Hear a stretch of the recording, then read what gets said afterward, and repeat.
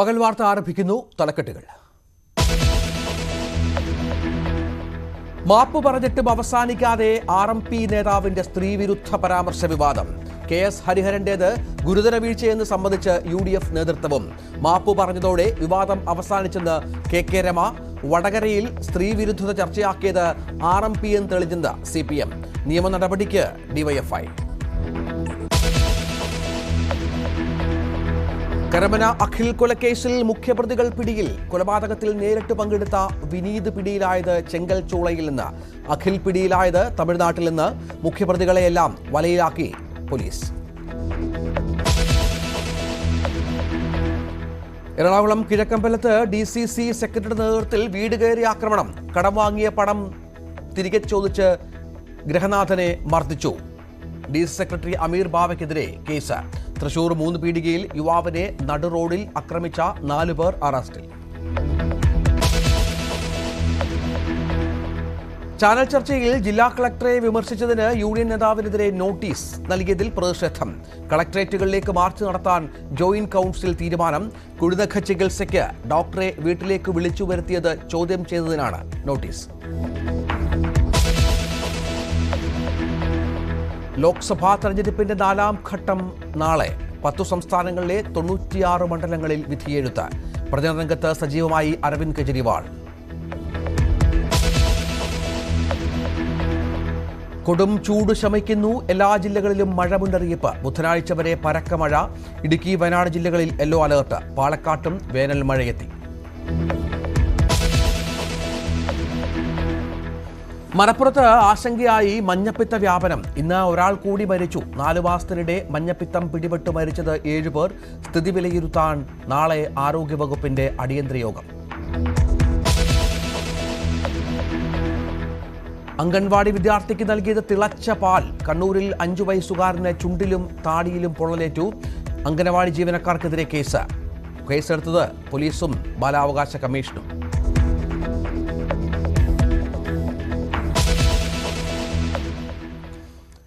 ലോക്സഭാ തെരഞ്ഞെടുപ്പുമായി ബന്ധപ്പെട്ട് വടകര മണ്ഡലത്തിൽ ഉയർന്ന അശ്ലീല വീഡിയോ വിവാദത്തിൽ സ്ത്രീവിരുദ്ധ പരാമർശവുമായി RMP നേതാവ് KS ഹരിഹരൻ. വടകരയിലെ LDF സ്ഥാനാർത്ഥി KK ശൈലജയ്ക്കെതിരെയാണ് RMP നേതാവ് KS ഹരിഹരൻ ലൈംഗിക അധിക്ഷേപ പരാമർശം നടത്തിയത്. പ്രസംഗം വിവാദമായതോടെ ഹരിഹരൻ സമൂഹമാധ്യമത്തിലൂടെ ഖേദം പ്രകടിപ്പിച്ചു. ഹരിഹരനെതിരെ ഭരണ പ്രതിപക്ഷ നേതാക്കൾ വിമർശനവുമായി രംഗത്തെത്തി.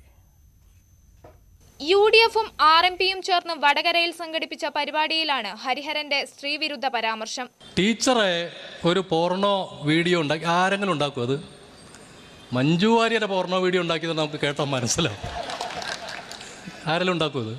പ്രതിപക്ഷ നേതാവ് VD സതീശൻ, UDF സ്ഥാനാർത്ഥി ഷാഫി പറമ്പിൽ തുടങ്ങിയവരും വേദിയിലിരിക്കെയാണ് ഹരിഹരന്റെ വിവാദ പരാമർശം ഉയർന്നത്. ഇതിനെതിരെ വലിയ വിമർശനമാണ് വിവിധ കോണുകളിൽ നിന്നും ഉയരുന്നത്. ഇതിനെതിരെ സാമൂഹിക മാധ്യമങ്ങളിൽ ഉൾപ്പെടെ കടുത്ത പ്രതിഷേധമുയർന്നതോടെ ഹരിഹരൻ ഫേസ്ബുക്കിൽ പിന്നീട് ഖേദം പ്രകടിപ്പിച്ചു. പൊതുപ്രസംഗം നടത്തുമ്പോൾ കയറി വരുന്ന ചില തെറ്റായ പ്രയോഗങ്ങളോ ധാരണകളോ ഒക്കെ ഉണ്ടാവും. അത് ബോധപൂർവ്വമല്ല, നമ്മുടെ ഉള്ളിലുള്ള അബോധമായ ഒരു സംഗതി കയറി വരികയാണ്. നമുക്ക് അത് അന്നേരം ബോധ്യപ്പെടണമെന്നില്ല. വിമർശനങ്ങൾ ഞാൻ സ്വീകരിക്കുകയും മാനസികമായിട്ട് വരുത്തേണ്ട അല്ലെങ്കിൽ നമ്മുടെ ധാരണകളിൽ, രാഷ്ട്രീയ ധാരണകളിൽ വരുത്തേണ്ട അഴിച്ചുപണി നടത്തുകയും ചെയ്യാന്നുള്ളതാണ് ഇതിൽ ചെയ്യാവുന്നത്. ഞാൻ ആ വിമർശനങ്ങളെ മുഴുവൻ സ്വീകരിക്കുകയാണ്. എന്നാൽ ഹരിഹരന്റെ സ്ത്രീവിരുദ്ധ പ്രസ്താവനയെ തള്ളിപ്പറഞ്ഞ് KK രമ രംഗത്തെത്തി. ഒരാളുടെ ഭാഗത്തു നിന്നുണ്ടാകാൻ പാടില്ലാത്ത വിമർശനമാണിതെന്നും തെറ്റ് മനസ്സിലാക്കി ഹരിഹരൻ മാപ്പ് പറഞ്ഞ സ്ഥിതിക്ക് വിവാദത്തിന് പ്രസക്തിയില്ലെന്നും രമ പ്രതികരിച്ചു. ഇത്തരത്തിലൊരു പരാമർശത്തെ നമുക്ക് അംഗീകരിക്കാൻ സാധിക്കുന്നതല്ല. പക്ഷേ ഈ പരാമർശം വന്ന് മണിക്കൂറുകൾക്കകം തന്നെ സഖാവ് ഹരിഹരൻ അതിനെ നിർവ്യാജം ഖേദം പ്രകടിപ്പിച്ചു എന്നുള്ളത് വളരെ പോസിറ്റീവായി കാണുകയാണ്. ആ പരാമർശം തെറ്റായിരുന്നു എന്ന് അദ്ദേഹത്തിന് തന്നെ ബോധ്യപ്പെട്ടു.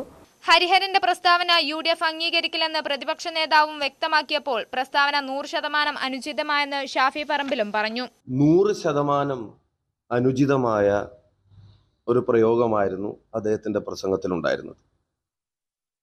ഒരു പൊതു ഇടത്തിലോ സ്വകാര്യ സംഭാഷണത്തിലോ ഒരു പ്രസംഗത്തിലോ എവിടെയും ഉപയോഗിക്കാൻ പാടില്ലാത്ത വാക്കുകളും ഉണ്ടാവാൻ പാടില്ലാത്ത ചിന്തകളുമാണ് ആ പ്രസംഗത്തിൽ കടന്നുകൂടിയത് എന്ന് പറയുന്നതിൽ ഞങ്ങൾക്ക് ആർക്കും ഒന്നും മറച്ചു വെക്കാനില്ല. സംഭവത്തിൽ ഹരിഹരനെതിരെ നിയമ നടപടിയുമായി മുന്നോട്ടു പോകുമെന്ന് ഡിവൈഎഫ്ഐ സംസ്ഥാന സെക്രട്ടറി വി.കെ. സനോജ് പ്രതികരിച്ചു. കോൺഗ്രസ് എത്തിപ്പെട്ട അങ്ങേയറ്റം അധമമായ ഒരു സംസ്കാരത്തിന്റെ തുടർച്ചയിലാണ് ഈ കാര്യങ്ങൾ ഇവിടെ കാണാൻ വേണ്ടി കഴിയുന്നത്. അതുകൊണ്ട് ശക്തമായ നിയമനടപടികൾ സ്വീകരിക്കും. ജനങ്ങളെ അണിനിരത്തിക്കൊണ്ട് ഈ കാര്യങ്ങൾ ഞങ്ങൾ ശക്തമായി പറയും. ന്യൂസ് 18 കോഴിക്കോട്.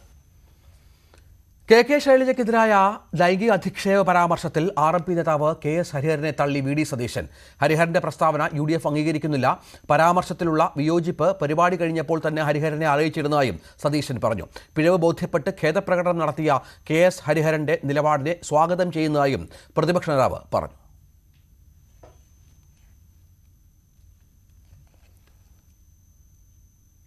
മറ്റു വാർത്തയിലേക്ക്. കരമന അഖിൽ കൊലക്കേസിൽ ഒരാൾ കൂടി പിടിയിൽ. മുഖ്യപ്രതികളിൽ ഒരാളായ വിനീതാണ് പിടിയിലായത്. ഇയാളെ ചെങ്കൽച്ചൂളയിൽ നിന്നാണ് പിടികൂടിയത്. നേരത്തെ മറ്റൊരു പ്രതി അപ്പു എന്ന അഖിലിനെയും പിടികൂടിയിരുന്നു. VV വിനോദ് തയ്യാറാക്കിയ റിപ്പോർട്ട്. കരമനയിൽ യുവാവിനെ നിഷ്ഠൂരമായി കൊലപ്പെടുത്തിയ സംഭവത്തിലെ പ്രതികളിൽ പ്രധാനപ്പെട്ട 2 പേർ ആണ് ഇതിനകം പിടിയിലായിട്ടുള്ളത്.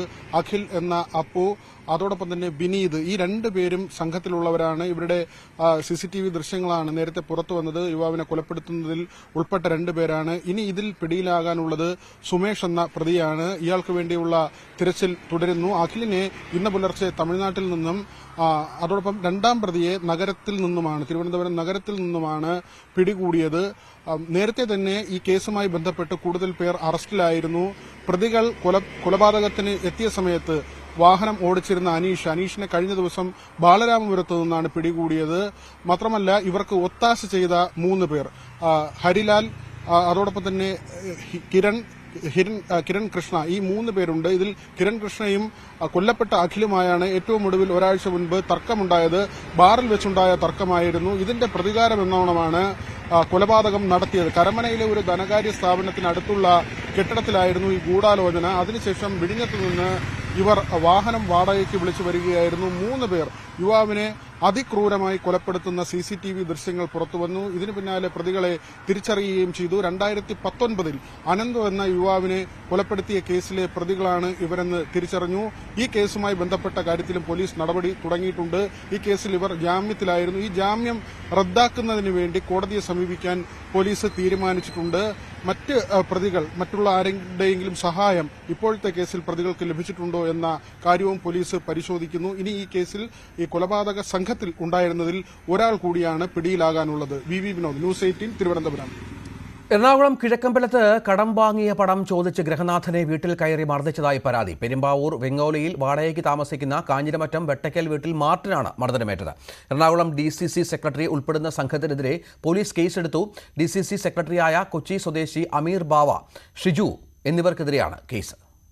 ഞാൻ ഒരാളുടെ പലിശക്ക് കൊച്ചിക്കാരൻ അമീർ ബാബ എന്നാണ് കോൺഗ്രസ് നേതാവ് എന്നോട് ഇത്തിരി പൈസ എടുത്തിട്ടുണ്ടായി. എൻ്റെ എക്കോസ്പോർട്ട് എന്ന് പറഞ്ഞൊരു പുതിയ വണ്ടി ഞാൻ വെച്ച് 2.5 ലക്ഷം രൂപ ആദ്യം എടുത്തു. ഇവനായിട്ടുള്ള സൗഹൃദം എന്നോടുള്ളൊരു ബ്രോക്കർ വഴിയാണ് ഞാൻ ഇവനെ കണക്ഷൻ ആക്കണത്. അങ്ങനെ എനിക്കൊരു മെഡിക്കൽ ഷോപ്പിൻ്റെ ഒരു പാർട്ണറായിട്ട് എനിക്ക് ചെയ്യാമെന്നും പറഞ്ഞ് ഇവൻ എന്നെ കൂട്ടി. എൻ്റെ സ്ഥലങ്ങൾ കണ്ടിട്ടാണ് ഇവൻ എൻ്റെ കൂടെ കൂടിയെന്ന് എനിക്ക് അറിയാൻ പാടില്ല. അത് കഴിഞ്ഞിട്ട് 2-3 പ്രാവശ്യം വന്ന് വീട്ടിൽ പ്രശ്നങ്ങൾ, എന്നും നിത്യം പ്രശ്നങ്ങളാണ്. 6 ലക്ഷം രൂപ മേടിച്ചിട്ട് അവൻ 21 ലക്ഷം രൂപ ഇപ്പൊ കൊടുക്കണമെന്നാണ് പറയണത്. അപ്പൊ എനിക്ക് നിവർത്തിയില്ല. അപ്പൊ അതുകൊണ്ട് ഞാൻ പറഞ്ഞു, സാധാരണ ഞാൻ പൈസ കൊടുക്കാം, എനിക്ക് പൈസ കിട്ടാണ്ട് കുറച്ച് സ്ഥലത്ത് നിന്ന് എനിക്ക് തരാനുള്ള അടുത്തെന്ന് ചോദിക്കുമ്പോൾ ഇങ്ങനെ അവധി പറയണത്, അതുകൊണ്ട് ഞാൻ കൊടുക്കാമെന്നും പറയുന്നുണ്ട്. 2-3 പ്രാവശ്യം വന്ന് വീട്ടിൽ ആക്രമിക്കണം. നിവർത്തികേട് കൊണ്ട് ഇന്ന് 9:10 കുന്നത്തുനാട് പഞ്ചായത്തിലെ മറ്റേ 2020 പ്രസിഡന്റ് നിതയും ഇവരും കൂടി വന്ന് എൻ്റെ അടുക്കള വഴി കയറി 5-8 പേരുണ്ടായി.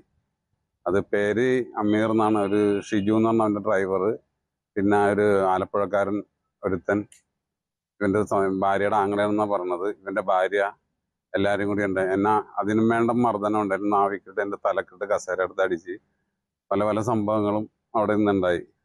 ഇന്ന് രാവിലെ വീട്ടിൽ അമീർ കൂട്ടരും സംഘവും എല്ലാം വന്ന് അടുക്കളയിട്ട് ഓടി കയറി അയാൾ വന്ന് ചേട്ടനെ കുറേ മർദ്ദിക്കുകയും ഇടിക്കുകയും ചവിട്ടുകയും തടഞ്ഞിട്ടൊന്നും നിർത്തി കഴുത്തിന് കുത്തിപ്പിടിച്ച് കൊല്ലും, ഞാൻ അവൻ്റെ കാശ് എന്തെങ്കിലും നിന്നെ ഇപ്പം ഞാൻ കൊല്ലുമെന്നും പറഞ്ഞിട്ട് ഞെക്കി പിടിച്ച് ഭയങ്കര ബഹളമൊക്കെ ഉണ്ടാക്കി. എല്ലാവരും കുറേ ആൾക്കാരുണ്ടായിരുന്നു കൂടെ ഓടി കയറി വന്നാലും. ഭാര്യയും ബഹളം ഉണ്ടാക്കി. എല്ലാവരും കൂടി ഞങ്ങൾ അതിക്രമം ചെയ്ത് കാശ് തല്ലിൽ കൊന്നുകളയുമെന്നും പറഞ്ഞ് അടിച്ച് കസേരയൊക്കെ എടുത്ത് അടിച്ച് ഭയങ്കര പ്രശ്നമൊക്കെ ഉണ്ടാക്കി. അയാൾ അതിന് മുമ്പ് വീട്ടിൽ വന്ന് ബഹളം ഉണ്ടാക്കിയിട്ടുണ്ട്. മറ്റേ എൻ്റെ ഇത് കുറേ ചെക്ക് ബലം പ്രയോഗിച്ച് മേടിച്ചുകൊണ്ട് പോയിട്ടുണ്ട്. ഞങ്ങളുടെ കാറ് അയാളുടെ അടുത്താണ്. പൈസ മുഴുവൻ അത് കണ്ടിട്ടാണ് അയാൾ ആ പൈസ മുഴുവനും ഭയങ്കര പലിശയ്ക്കാണ് കാശ് മേടിച്ചേക്കണം. ആദ്യമൊന്നും പൈസ മേടിച്ചത് പലിശയ്ക്കാണെന്ന് അറിയാൻ പാടില്ലായിരുന്നു. പിന്നെയാണ് അയാൾ പറഞ്ഞത് ഞാൻ പലിശയ്ക്കാണ് കാശ് തന്നേക്കണം, മുഴുവൻ പൈസ ഞങ്ങൾക്ക് ഇപ്പം തന്നെ കിട്ടണമെന്ന് പറഞ്ഞാണ് അക്രമം നടത്തിയത്. ഞങ്ങൾക്ക് ഇപ്പം കൊടുക്കൂലെന്ന് ഞങ്ങൾ പറഞ്ഞിട്ടില്ല, തരാം പൈസ കിട്ടാൻ തരാമെന്ന് തന്നെ പറഞ്ഞുള്ളൂ. പക്ഷെ അയാൾക്ക് അതൊന്നും കേൾക്കാനുള്ളത് ഒരു മനസ്സുപോലെ അയാൾ കാണിച്ചില്ല. ഭയങ്കര അടിയാ വീട്ടില് മറ്റേ പെൻഡിയുടെ പ്രസിഡന്റ് നിതയും പിന്നെ അയാളുടെ ഭാര്യയും അയാളുടെ കൂടെ ഒരു ഡ്രൈവറും പിന്നെ വേറൊരു ചേട്ടനും കൂടെ ഉണ്ടായിരുന്നു. 4 പേരുണ്ടായിരുന്നു. എല്ലാവരും കൂടി ഓടി കയറി അകത്തോട്ട് കയറി വരും. നവമി ദിനേശ് വിവരങ്ങൾ പങ്കുവെക്കും. നവമി, ഈ സംസ്ഥാനത്തിൽ നിന്ന് മനസ്സിലാകുന്നത് സാമ്പത്തിക തർക്കം മാത്രമാണ്. കേവലം ഈ സാമ്പത്തിക തർക്കം മാത്രമാണോ ഇങ്ങനെ വലിയൊരു ആക്രമണത്തിലേക്ക് നയിച്ചത്? പോലീസിന്റെ നടപടി എന്താണ്? ഏതെങ്കിലും തരത്തിൽ ഇവരെ കണ്ടെത്താനായിട്ടുണ്ടോ?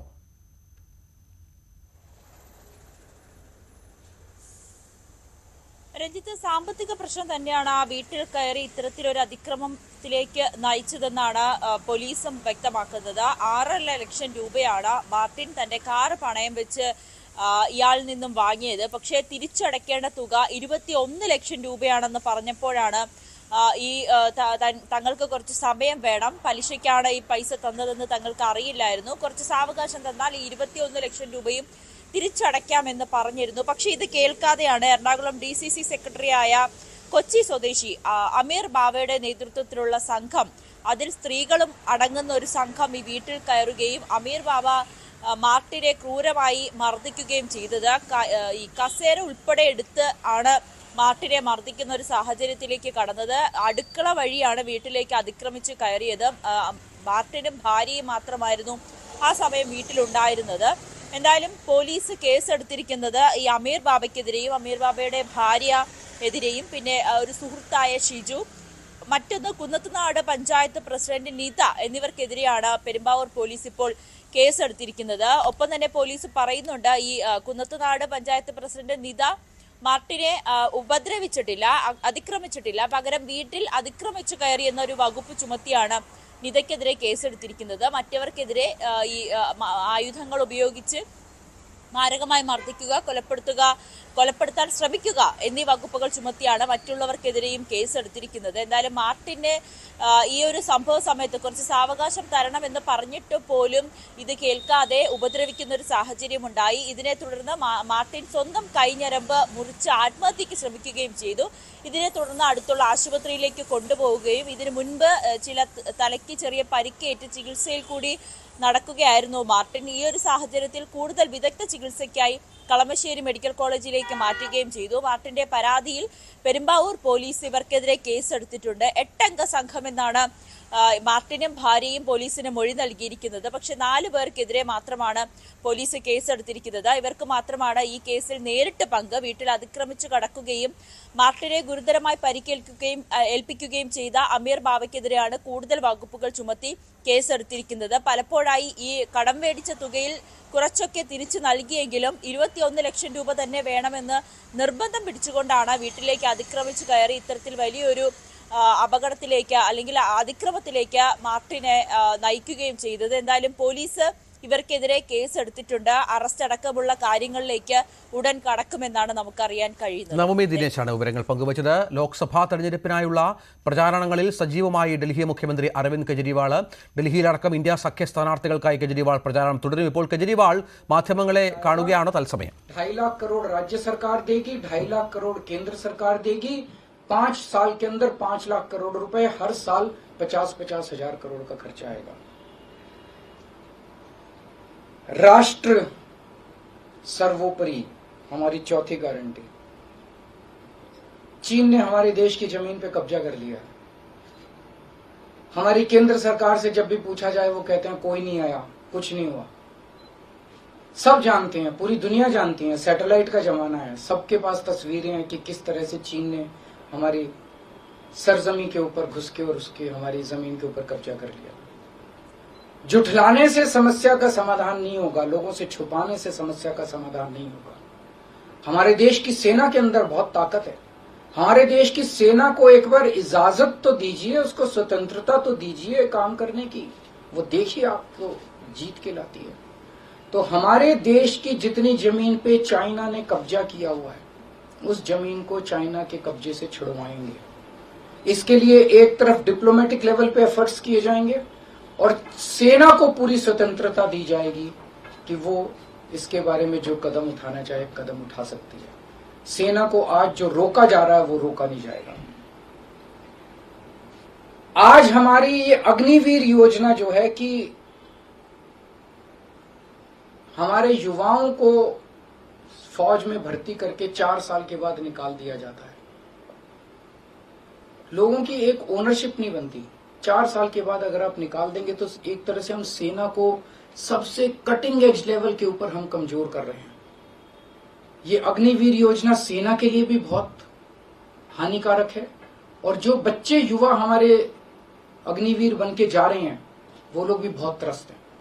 अग्निवीर योजना को बंद किया जाएगा। जितने बच्चों को अभी तक अग्निवीर में शामिल किया जाए उनको पक्का डिक्लेयर किया जाएगा, उनको पक्का। അരവിന്ദ് കെജ്രിവാൾ മാധ്യമങ്ങളെ കാണുകയാണ്. കഴിഞ്ഞ ദിവസം ശക്തമായ പ്രസ്താവനകൾ, മോദിയെ കടന്നാക്രമിച്ചുകൊണ്ടുള്ള പ്രസ്താവനകൾ ശക്തമാക്കിയാണ് കെജ്രിവാൾ തന്റെ തെരഞ്ഞെടുപ്പ് പ്രചരണം ആരംഭിച്ചത്. ഈ വരും ദിവസങ്ങളിലും ഇതേ രീതിയിൽ തന്നെ അദ്ദേഹം മുന്നോട്ട് പോകുമെന്നാണ് പ്രതീക്ഷിക്കേണ്ടത്. ഇപ്പോൾ MG മിഥുൻ വിവരങ്ങൾ പങ്കുവെക്കും. മിഥുൻ, കെജ്രിവാൾ പുറത്തു വന്നതിന് ശേഷം തെരഞ്ഞെടുപ്പ് പ്രചരണത്തിന്റെ ഗതി തന്നെ മാറിയ പശ്ചാത്തലമുണ്ടായിരുന്നു. കെജ്രിവാളിന്റെ പല ആരോപണങ്ങൾക്കും BJP അമിത്ഷാ നേരിട്ട് മറുപടി പറയേണ്ട പശ്ചാത്തലവും ഒരുങ്ങിയിരുന്നു. വരും ദിവസങ്ങളിലും പ്രചരണ രംഗത്ത് ശക്തമാകാൻ തന്നെയാണോ കെജ്രിവാൾ തീരുമാനിച്ചിരിക്കുന്നത്? രജിത്, തീർച്ചയായും ഇന്ന് 11 മണിക്ക് MLA-മാരുടെ യോഗം അദ്ദേഹത്തിന്റെ വസതിയിൽ വെച്ച് ചേരുകയും ചെയ്യുന്നു. തുടർന്ന് അങ്ങോട്ടുള്ള ദിവസങ്ങളിൽ ഏത് തരത്തിലായിരിക്കണം പ്രചാരണത്തിൽ സജീവമാകേണ്ടത്, ഒപ്പം തന്നെ ഏതൊക്കെ ഒരുക്കങ്ങളാണ് പൂർത്തീകരിക്കേണ്ടത്, ഒപ്പം തന്നെ ഏതൊക്കെ മണ്ഡലങ്ങളിൽ ശക്തി ആർജിക്കേണ്ടതായിട്ടുണ്ട് തുടങ്ങിയ വിലയിരുത്തലൊക്കെ തന്നെ MLA-മാരുടെ യോഗത്തിൽ അദ്ദേഹം നോക്കിക്കാണുകയും ചെയ്തു. ഇക്കാര്യങ്ങളൊക്കെ ചർച്ച ചെയ്തതിനു ശേഷമാണ് ഇപ്പോൾ മാധ്യമങ്ങളോട് അദ്ദേഹം പ്രതികരിച്ചിരിക്കുന്നത്. ആദ്യം തന്നെ അദ്ദേഹം മോദിയെ കടന്നാക്രമിച്ചുകൊണ്ട് തന്നെയായിരുന്നു പ്രസംഗം ആരംഭിക്കുകയും ചെയ്തത്. അതിൽ പ്രധാനമായും ചൂണ്ടിക്കാണിച്ചത് മോദി ഗ്യാരണ്ടിയുമായി ബന്ധപ്പെട്ട വിഷയം അദ്ദേഹം ഉയർത്തിയത്. അതിൽ നിരവധി ഗ്യാരണ്ടികൾ നരേന്ദ്രമോദി മുന്നോട്ട് വെച്ചിട്ടുണ്ട്. പക്ഷേ താൻ നടപ്പിലാക്കിയിട്ടുള്ള 10 ഗ്യാരണ്ടികൾ അദ്ദേഹം ഇതിനെ ഖണ്ഡിച്ചുകൊണ്ട് പറയുകയും ചെയ്യുന്നു. അതായത് കുട്ടികൾക്ക് വേണ്ടി ഫ്രീ ആയി പഠനം നടപ്പാക്കി, ഒപ്പം തന്നെ സ്ത്രീകൾക്കായി പല കാര്യങ്ങളും ചെയ്തിട്ടുണ്ട്, ഒപ്പം തന്നെ ബസ് അടക്കം ഫീസ് ഉണ്ടാകാതിരിക്കുന്ന ഒരു സാഹചര്യം, ഒപ്പം തന്നെ വനിതകൾക്കായി ക്ലിനിക്കുകൾ നടപ്പിലാക്കി തുടങ്ങി 10 ഗ്യാരണ്ടികൾ അദ്ദേഹം നടപ്പിലാക്കി തുടങ്ങിയ കാര്യങ്ങളൊക്കെ ഈ ഒരു വാർത്താ സമ്മേളനത്തിൽ ചൂണ്ടിക്കാണിക്കുകയും ചെയ്തിട്ടുണ്ട്. കൂടാതെ തന്നെ ഈ പാർട്ടിയെ പ്രതിരോധത്തിലാക്കുന്നതിന് വേണ്ടി, ഒപ്പം തന്നെ ആം ആദ്മി പാർട്ടിയെ തകർക്കുന്നതിന് വേണ്ടി പല നടപടികളും നരേന്ദ്രമോദിയുടെ ഭാഗത്തുനിന്നും ഉണ്ടായി, ഒപ്പം തന്നെ BJP-യുടെ ഭാഗത്തുനിന്നും ഉണ്ടായി. അതിനുവേണ്ടി പല ശ്രമങ്ങളും നടത്തുകയും ചെയ്തു. അതൊന്നും തന്നെ ഫലവത്തായില്ല എന്നുള്ളത് തന്നെയാണ്. തൻ്റെ അറസ്റ്റ് അടക്കമുള്ള നടപടികൾ അതുമൂലമാണ് ഉണ്ടായി എന്നുള്ളൊരു പരാമർശം കൂടിയാണ് ഇപ്പോൾ കെജ്രിവാളിന്റെ ഭാഗത്തുനിന്നും ഉണ്ടായിരിക്കുന്നത്. എന്തായാലും ഇന്ന് വൈകിട്ട് അദ്ദേഹത്തിൽ എൻ്റെ പ്രചരണ പരിപാടികൾ ഡൽഹി കേന്ദ്രീകരിച്ചാണ്. ന്യൂഡൽഹി ലോക്സഭാ മണ്ഡലത്തിലാണ് അദ്ദേഹത്തിൻ്റെ ആദ്യ പ്രചരണ പരിപാടി ഉള്ളത്. അത് 4 മണിക്കാണ്. വൈകിട്ട് 6 മണിക്ക് വെസ്റ്റ് ഡൽഹിയിലെ ലോക്സഭാ മണ്ഡലത്തിലും അദ്ദേഹം പ്രചരണത്തിനായി എത്തും. മറ്റ് ദിവസങ്ങളിൽ, വരും ദിവസങ്ങളിലും കെജ്രിവാളിനും ഒപ്പം തന്നെ ആം ആദ്മി പാർട്ടിക്കും കൂടുതൽ ശക്തി കേന്ദ്രങ്ങളായിട്ടുള്ള ഹരിയാന അടക്കമുള്ള, പഞ്ചാബ് അടക്കമുള്ള സ്റ്റേറ്റുകളിലേക്കും അദ്ദേഹം പ്രചരണത്തിനായി എത്തും. ഒപ്പം ഇന്ത്യ മുന്നണി ശക്തി ഉള്ള എല്ലാ സ്റ്റേറ്റുകളിലേക്കും അദ്ദേഹത്തിൻ്റെ പ്രചരണം വ്യാപിപ്പിക്കാൻ തന്നെയാണ് തീരുമാനം. എന്തായാലും നമ്മൾ നേരത്തെ സൂചിപ്പിച്ചതുപോലെ തന്നെ കഴിഞ്ഞ ദിവസം നമ്മൾ പ്രവർത്തകരെ അഭിസംബോധന ചെയ്ത് അദ്ദേഹം ഏത് തരത്തിലാണോ പ്രതികരിച്ചത് അതിൽ കൂടുതൽ മൂർച്ചയോടുകൂടി തന്നെയാണ് വരും ദിവസങ്ങളിലും അദ്ദേഹത്തിൻ്റെ പ്രതികരണങ്ങൾ ഉണ്ടാകുന്നത് എന്നുള്ളത് തന്നെയാണ്. എന്തായാലും അദ്ദേഹം ഉയർത്തിക്കാട്ടിയിട്ടുള്ള വിഷയം, ആ ചോദ്യം വലിയ രീതിയിൽ തന്നെ BJP-യെ ആശയക്കുഴപ്പത്തിൽ ആക്കിയിട്ടുണ്ട് എന്നുള്ളത് തന്നെയാണ്. പ്രചാരണ രംഗത്ത് കൂടുതൽ പ്രതിരോധത്തിലേക്ക് വീഴ്ത്തുകയും ചെയ്ത ഈ അരവിന്ദ് കെജ്രിവാളിൻ്റെ കഴിഞ്ഞ ദിവസത്തെ ചോദ്യം തന്നെയാണ്. അതിൽ പ്രതിരോധിക്കുന്നതിന് വേണ്ടി കേന്ദ്ര ആഭ്യന്തരമന്ത്രി അമിത്ഷാ തന്നെ രംഗത്ത് വരുന്ന ഒരു സാഹചര്യം ഉണ്ടാവുകയും ചെയ്തു. പക്ഷേ അത് എത്രത്തോളം ഫലവത്തായി എന്നുള്ളതും നമുക്കിനി കണ്ടറിയേണ്ടിയിരിക്കുന്നു. എന്തായാലും ഡൽഹി, ഹരിയാന അടക്കമുള്ള സംസ്ഥാനങ്ങളിൽ മെയ് 25-നാണ് തെരഞ്ഞെടുപ്പിലേക്ക് കടക്കുന്നത്. അവിടെ വലിയ വിജയം ഉറപ്പാക്കുന്നതിന് വേണ്ടി അരവിന്ദ് കെജ്രിവാളിൻ്റെ ഒരു കടന്നുവരവ് അത് വലിയ തോതിൽ തന്നെ വലിയ ഒരു ഊർജ്ജം തന്നെയാണ് ആം ആദ്മി പാർട്ടിക്കും ഒപ്പം തന്നെ ഇന്ത്യ സഖ്യത്തിനും നൽകിയിട്ടുള്ളത്. അതാണ് പ്രധാനപ്പെട്ട കാര്യം. ഇന്നും കെജ്രിവാൾ ഇപ്പോൾ മാധ്യമങ്ങളെ കണ്ടുകൊണ്ടിരിക്കുകയാണ്. അദ്ദേഹം ശക്തമായ ഭാഷയിൽ കഴിഞ്ഞ ദിവസം മോദിയെ ആക്രമിച്ചിരുന്നു. ഒപ്പം മിഥുൻ, ഈ കെജ്രിവാളിൻ്റെ വരവ് ഇന്നലെ പറഞ്ഞതുപോലെ BJP-ക്ക് അടക്കം മറുപടി നൽകേണ്ട പശ്ചാത്തലം ഒരുക്കിയിട്ടുണ്ട്. ഇന്ത്യ മുന്നണി ഈ കെജ്രിവാളിനെ ഏത് രീതിയിലാണ് വരും ദിവസങ്ങളിൽ, ഇനിയുള്ള ഘട്ടങ്ങളിൽ തെരഞ്ഞെടുപ്പിൻ്റെ പ്രയോജനപ്പെടുത്താൻ ഉദ്ദേശിക്കുന്നത് എന്നുള്ളതുമുണ്ടല്ലോ. ഹരിയാനയിലും അല്ലെങ്കിൽ പഞ്ചാബിലും ഡൽഹിയിലും മാത്രമല്ലാതെ മറ്റു സ്ഥലങ്ങളിലും കെജ്രിവാളിനെ ഇതേ വീര്യത്തോടെ ഉപയോഗിക്കുമോ? തീർച്ചയായും അത് തന്നെയാണ്. കാരണം നമുക്കറിയാം നേരത്തെ തന്നെ ഇടക്കാല ജാമ്യ അപേക്ഷ പരിഗണിക്കുമ്പോൾ തന്നെ അന്ന് പ്രധാനമായും സുപ്രീം കോടതി മുന്നിൽ ചൂണ്ടിക്കാണിച്ച ചില കാര്യങ്ങളുണ്ടായിരുന്നു. അന്ന് ഗുജറാത്ത് അടക്കമുള്ള ശക്തി കേന്ദ്രങ്ങളിൽ അദ്ദേഹത്തിന് പ്രചരണത്തിനെത്താൻ സാധിക്കുമായിരുന്നു. പക്ഷേ അത് ഒഴിവാക്കുന്നതിന് വേണ്ടിയുള്ള ഒരു നടപടിയായിരുന്നു കേന്ദ്ര സർക്കാരിൻ്റെ ഭാഗത്തുനിന്നും ഉണ്ടായത്. ഒപ്പം തന്നെ ഇനി അങ്ങോട്ടുള്ള രജിത്ത് സൂചിപ്പിച്ചതുപോലെ തന്നെ ഈ 3 സംസ്ഥാനങ്ങളിൽ ഒഴികെ മറ്റെല്ലായിടത്തും, അതായത് ഹിന്ദി ഹൃദയ ഭൂമിയിലടക്കം അദ്ദേഹത്തിന് പ്രചാരണത്തിലേക്ക് സജീവമാകാൻ രംഗത്തെത്താനുള്ള ഒരു സാധ്യതയുണ്ട്. കൂടാതെ കഴിഞ്ഞ ദിവസം അദ്ദേഹത്തിൻ്റെ ആദ്യ പ്രചരണം അത് മഹാരാഷ്ട്ര കേന്ദ്രീകരിച്ചായിരുന്നു. ഉദ്ധവ് താക്കറെയുടെ ഒപ്പം അദ്ദേഹം റാലിയിൽ പങ്കെടുക്കുന്നു, ഒപ്പം തന്നെ പൊതുവേദിയിൽ അദ്ദേഹം പങ്കെടുക്കുന്നു. കൃത്യമായി രാഷ്ട്രീയം പറഞ്ഞുകൊണ്ട് തന്നെയാണ് മഹാരാഷ്ട്രയിലും അദ്ദേഹം അദ്ദേഹത്തിൻ്റെ നിലപാടുകൾ വ്യക്തമാക്കുകയും ചെയ്തത്. എന്തായാലും വരും ദിവസങ്ങളിൽ UP അടക്കമുള്ള മണ്ഡലങ്ങളിൽ ഇനിയും തെരഞ്ഞെടുപ്പ് നടക്കാനുണ്ട്. നാളെ 4ാം ഘട്ടത്തിൽ UPയും മധ്യപ്രദേശും ഒപ്പം തന്നെ വെസ്റ്റ് ബംഗാൾ അടക്കമുള്ള സംസ്ഥാനങ്ങളും തെരഞ്ഞെടുപ്പിലേക്ക് കടക്കുകയാണ്. ഈ സംസ്ഥാനങ്ങളിലും ഒക്കെ തന്നെ ഇന്ത്യ മുന്നണിയുടെ ശക്തി കേന്ദ്രങ്ങളിലേക്ക് അദ്ദേഹം എത്തുന്നതോടുകൂടി കൂടുതൽ ഊർജ്ജത്തോടു കൂടി തന്നെ, കൂടുതൽ സ്വീകാര്യതയോടു കൂടി തന്നെ പ്രവർത്തകർ വലിയ രീതിയിൽ തന്നെ ആവേശത്തോടെ അദ്ദേഹത്തിന് കടന്നുവരവ് ഗംഭീരമായി ആഘോഷിക്കുക തന്നെയാണ്. അത് വലിയ രീതിയിലുള്ള കരുത്ത് ഇന്ത്യ സഖ്യത്തിന് പകരുമെന്നുള്ള കാര്യത്തിൽ സംശയമില്ല. അവിടെയൊക്കെ തന്നെ ഇതൊക്കെ വോട്ടാക്കി മാറ്റാൻ സാധിക്കും. കൂടാതെ ഈ മദ്യനയ കേസുമായി ബന്ധപ്പെട്ടുള്ള വിഷയം മാത്രമാണ് കോടതി വ്യവസ്ഥ അനുസരിച്ച്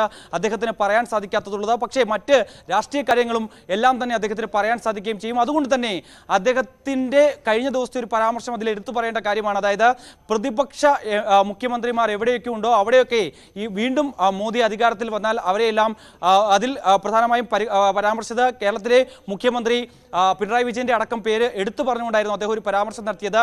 അത്തരത്തിൽ അവരെയെല്ലാം തന്നെ ജയിലിലടക്കാനുള്ള ഒരു തീരുമാനത്തിലേക്ക് കൂടി BJP സർക്കാർ നീങ്ങും. അതുകൊണ്ട് തന്നെ ഇത്തവണ യാതൊരു കാരണവശാലും നരേന്ദ്രമോദിയെ അധികാരത്തിലേറ്റാൻ പാടില്ല.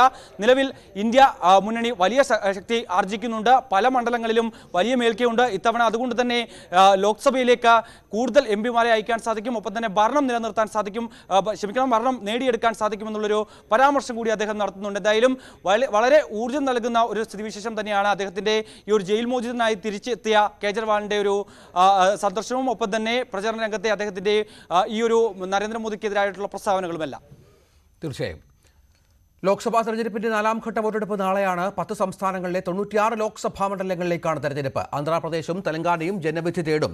ആന്ധ്രാപ്രദേശിലെ 25 ലോക്സഭാ മണ്ഡലങ്ങളിലും തെലങ്കാനയിലെ 17 മണ്ഡലങ്ങളിലും വിധിയെഴുത്ത് നടക്കും. UPയിലെ 13 മണ്ഡലങ്ങളിലും മഹാരാഷ്ട്രയിലെ 11ഇടത്തും മധ്യപ്രദേശ്, പശ്ചിമ ബംഗാൾ സംസ്ഥാനങ്ങളിലെ 8ഇടത്തും 4ാം ഘട്ടത്തിലാണ് പോളിംഗ്. 1717 സ്ഥാനാർത്ഥികളാണ് ഈ ഘട്ടത്തിൽ ജനവിധി തേടുന്നത്. ജമ്മു കാശ്മീരിലെ ശ്രീനഗർ മണ്ഡലത്തിലും നാളെയാണ് തെരഞ്ഞെടുപ്പ്.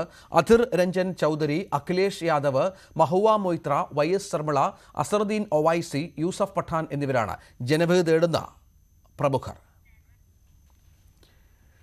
ഇനി അന്തർദേശീയ വാർത്തകളുമായി കൃഷ്ണേന്ദു ചേരും. നമസ്കാരം. അന്താരാഷ്ട്ര വാർത്തകളിലേക്ക് സ്വാഗതം. വടക്കൻ അഫ്ഗാനിസ്ഥാനിൽ ശക്തമായ മഴയ്ക്ക് പിന്നാലെയുണ്ടായ മിന്നൽ പ്രളയത്തിൽ മരണം 300ആയി. രാജ്യത്തിന്റെ വടക്കൻ പ്രവിശ്യയായ ബാഗ്ലനെയാണ് പ്രളയം ബാധിച്ചിരിക്കുന്നത്. കാലാനുസൃതമായ മഴയെ തുടർന്നുണ്ടായ വെള്ളപ്പൊക്കത്തിൽ 300ഓളം ആളുകൾ മരിച്ചതായാണ് റിപ്പോർട്ട്. വെള്ളിയാഴ്ച രാത്രി വരെ 62 പേർ മരിച്ചതായി താലിബാൻ സർക്കാർ അറിയിച്ചു. ബാഗ്ലാൻ പ്രവിശ്യയിൽ അപ്രതീക്ഷിതമായ കനത്ത മഴയും വെള്ളപ്പൊക്കവും ബാദഖ്ഷാൻ, ഗോർ, ഹെറാത്ത് അടക്കം മറ്റിടങ്ങളിലും ദുരിതം വിതച്ചു. വ്യാപക മരണങ്ങൾക്കൊപ്പം നിരവധി പേർക്ക് പരിക്കേറ്റിട്ടുണ്ട്.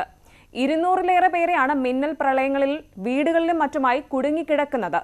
3 പ്രവിശ്യകളിലായി 138 പേർ ആശുപത്രികളിൽ ഉണ്ടെന്ന് താലിബാൻ ആഭ്യന്തര മന്ത്രാലയ വക്താവ് അബ്ദുൾ മദീൻ ഖാനി പറഞ്ഞു. നിലവിലെ സാഹചര്യത്തിൽ മരണസംഖ്യ ഇനിയും ഉയർന്നേക്കാമെന്നാണ് റിപ്പോർട്ടുകൾ. ദുരന്തബാധിത പ്രദേശങ്ങളിലേക്ക് അടിയന്തര സേനയെ വിന്യസിച്ചിട്ടുണ്ടെന്നും പരിക്കേറ്റവരെയും ഒറ്റപ്പെട്ടവരെയും രക്ഷിക്കാൻ വേണ്ട നടപടികൾ സ്വീകരിക്കുന്നുണ്ടെന്നും പ്രതിരോധ മന്ത്രാലയം അറിയിച്ചു. സൂര്യനിൽ രൂപപ്പെട്ട അതിഭീമൻ സൗരകളങ്കത്തോടനുബന്ധിച്ചുണ്ടായ സൗരകാന്തിക കാറ്റ് ഭൂമിയുടെ അന്തരീക്ഷത്തിൽ ഗുരുതര പ്രത്യാഘാതങ്ങൾ സൃഷ്ടിക്കുമെന്ന് മുന്നറിയിപ്പ്. 2 ദശാബ്ദത്തിനിടയിലെ ഏറ്റവും ശക്തമായ സൗര കൊടുങ്കാറ്റാണ് വെള്ളിയാഴ്ച ഭൂമിയിൽ വീശിയത്. ടാസ്മാനിയ മുതൽ ബ്രിട്ടൻ വരെയുള്ള ആകാശത്ത് സൗരജ്വാല പ്രത്യക്ഷമാകുകയും ചെയ്തു. കൊടുങ്കാറ്റ് വാരാന്ത്യം വരെ തുടരുകയാണെങ്കിൽ മൊബൈൽ സിഗ്നലുകളെയും ആശയവിനിമയ സംവിധാനങ്ങളെയും പവർ ഗ്രിഡിനെയും ബാധിച്ചേക്കാമെന്നും അമേരിക്കയിലെ national oceanic and atmospheric administration ഉൾപ്പെടെയുള്ള ഏജൻസികൾ അറിയിച്ചു. ഭൂമിയുടെ 17 മടങ്ങ് വലുപ്പമുള്ള സൗരകളങ്കമാണ് ഇപ്പോൾ രൂപപ്പെട്ടിരിക്കുന്നത്. അമേരിക്കയിൽ പലയിടത്തും ഇതിന്റെ ഫലമായി അന്തരീക്ഷത്തിൽ വർണ്ണാഭമായ ഔറോറ അഥവാ ധ്രുവദീപ്തികൾ പ്രത്യക്ഷപ്പെട്ടതായി റിപ്പോർട്ടുണ്ട്. സൗരക്കാറ്റിൽ നിന്ന് വരുന്ന ചാർജിത കണങ്ങൾ ഭൂമിയുടെ മാഗ്നറ്റിക് ഫീൽഡിന്റെ സ്വാധീനത്താൽ ആകർഷിക്കപ്പെടുകയും ഈ കണങ്ങൾ ഭൂമിയുടെ അന്തരീക്ഷത്തിലെ വാതക തന്മാത്രകളുമായി കൂട്ടിയിടിക്കുകയും ചെയ്യുമ്പോഴാണ് ധ്രുവദീപ്തി അഥവാ ഔറോറ ഉണ്ടാകുന്നത്. റഫേൽ സംഭവിക്കാൻ പോകുന്നത് ഏറ്റവും വലിയ മാനുഷിക ദുരന്തം, മുന്നറിയിപ്പുമായി UN മേധാവി. റഫേലെ ഇസ്രായേൽ ആക്രമണം വൻ മാനുഷിക ദുരന്തത്തിലേക്ക് നയിക്കുമെന്ന് UN secretary general Antonio Guterres മുന്നറിയിപ്പ് നൽകുന്നു.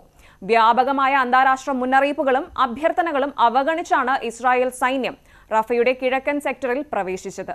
റഫേൽ സൈനിക നടപടി വിപുലീകരിക്കാൻ ഇസ്രായേൽ യുദ്ധകാര്യ മന്ത്രിസഭാ യോഗം തീരുമാനിച്ചതിന് പിന്നാലെ സിവിലിയൻ കേന്ദ്രങ്ങൾക്കും നേരെ ആക്രമണം ശക്തമാക്കിയിരിക്കുകയാണ് ഇസ്രായേൽ സൈന്യം. കൂടുതൽ ആളുകളോട് ഒഴിഞ്ഞുപോകാൻ സൈന്യം ആവശ്യപ്പെടുന്നുണ്ട്. തെക്കൻ ഗസയിലും വടക്കൻ ഗസയിലും ആക്രമണങ്ങൾ വ്യാപകമാണ്. വിവിധ ഭാഗങ്ങളിൽ നടന്ന ആക്രമണങ്ങളിൽ നിരവധി പേർ കൊല്ലപ്പെട്ടു. മൃതദേഹങ്ങൾ മാറ്റാനോ പരിക്കേറ്റവരെ ആശുപത്രികളിലേക്ക് നീക്കാനോ സംവിധാനങ്ങളൊന്നുമില്ലെന്ന് ഗസ ആരോഗ്യ മന്ത്രാലയം അറിയിച്ചു. ഇന്നലെ രാത്രി മാത്രം 30-ലേറെ പേർ കൊല്ലപ്പെട്ടതായാണ് വിവരം.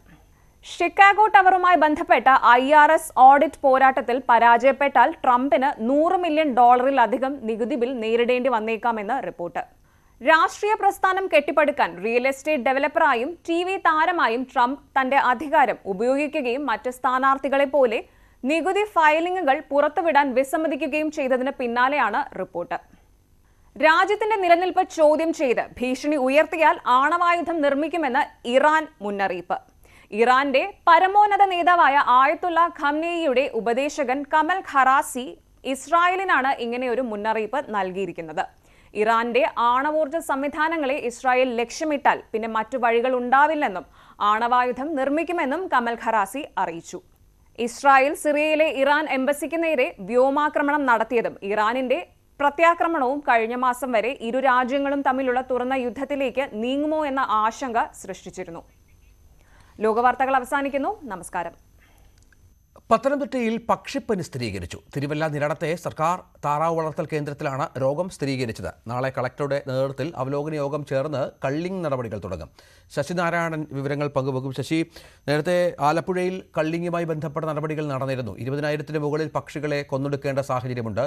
ഇപ്പോൾ ഏതൊക്കെ മേഖലകളിലാണ് ഈ ഭീഷണി ഉള്ളത്? എന്താണ് ജില്ലാ ഭരണകൂടത്തിന്റെ തീരുമാനം? രഞ്ജിത്തെ, നിരണം പഞ്ചായത്തിലെ 6ാം വാർഡിലാണ് ഇപ്പോൾ പക്ഷിപ്പനി സ്ഥിരീകരിച്ചിട്ടുള്ളത്. കഴിഞ്ഞ ആഴ്ച ഈ സമീപത്തെ പ്രദേശങ്ങളിലെല്ലാം ഇത്തരത്തില് താറാവുകൾ കൂട്ടത്തോടെ ചാവ് ദൃഷ്ടിയുണ്ടായിരുന്നു. എന്തായാലും അതിന്റെ പരിശോധന ഫലം വന്നതിന്റെ അടിസ്ഥാനത്തിലാണ് പക്ഷിപ്പനിയാണെന്ന് സ്ഥിരീകരിച്ചിട്ടുള്ളത്. ഈ സർക്കാരിന്റെ താറാവുകളുടെ കേന്ദ്രത്തിലാണ് ഇത്തരത്തിൽ പക്ഷിപ്പനി സ്ഥിരീകരിച്ചിട്ടുള്ളത്. എന്തായാലും പഞ്ചായത്തിന് സമീപ പഞ്ചായത്ത് സമയത്ത് വാർഡുകളിലും എല്ലാം ഇത്തരത്തിലൊരു നിരീക്ഷണം ഇപ്പോൾ നടത്തുന്നുണ്ട്. കാരണം അവലോകന യോഗം കൂടി കളക്ടർ തലത്തിൽ അവലോകന യോഗം കൂടിയതിനു ശേഷം ഈ ഇത് തടയുന്നതിനുള്ള പ്രതിരോധ പ്രവർത്തനങ്ങൾ ശക്തമാക്കാനുള്ള തീരുമാനം കൂടി ഉണ്ട്. ഏതായാലും വലിയ ഒരു ആശങ്കയാണ് ഉള്ളത്.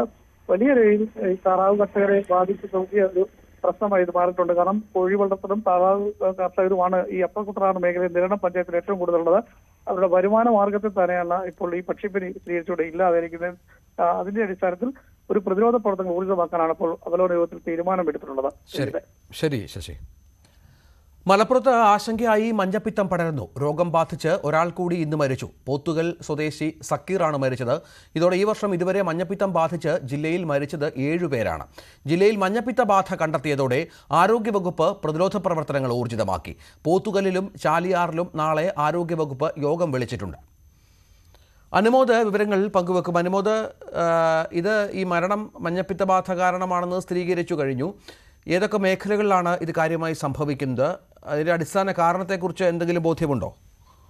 രഞ്ജിത്ത്, നിലമ്പൂരിലെ ചാലിയാർ, അതുപോലെ തന്നെ ഏറനാട് മണ്ഡലത്തിലെ ചാലിയാർ, പോത്തുകല്ല് പഞ്ചായത്തുകളിലാണ് ഏറ്റവും കൂടുതലായിട്ട് മഞ്ഞപ്പിത്ത ബാധ ഇതുവരെ റിപ്പോർട്ട് ചെയ്തിട്ടുള്ളത്. അവിടെയാണ് ഏറ്റവും കൂടുതൽ മരണവും റിപ്പോർട്ട് ചെയ്തിട്ടുള്ളത്. ഈ മാസം തന്നെ ഇതുവരേക്കും 3 പേർ മഞ്ഞപ്പിത്തം ബാധിച്ച് മരിച്ചു. അവർ ചികിത്സയിലിരിക്കുകയാണ് മരിച്ചിട്ടുള്ളത്. ഈ വർഷം ആകെ 8 മരണങ്ങൾ ഇതിനകം റിപ്പോർട്ട് ചെയ്തിട്ടുണ്ട്.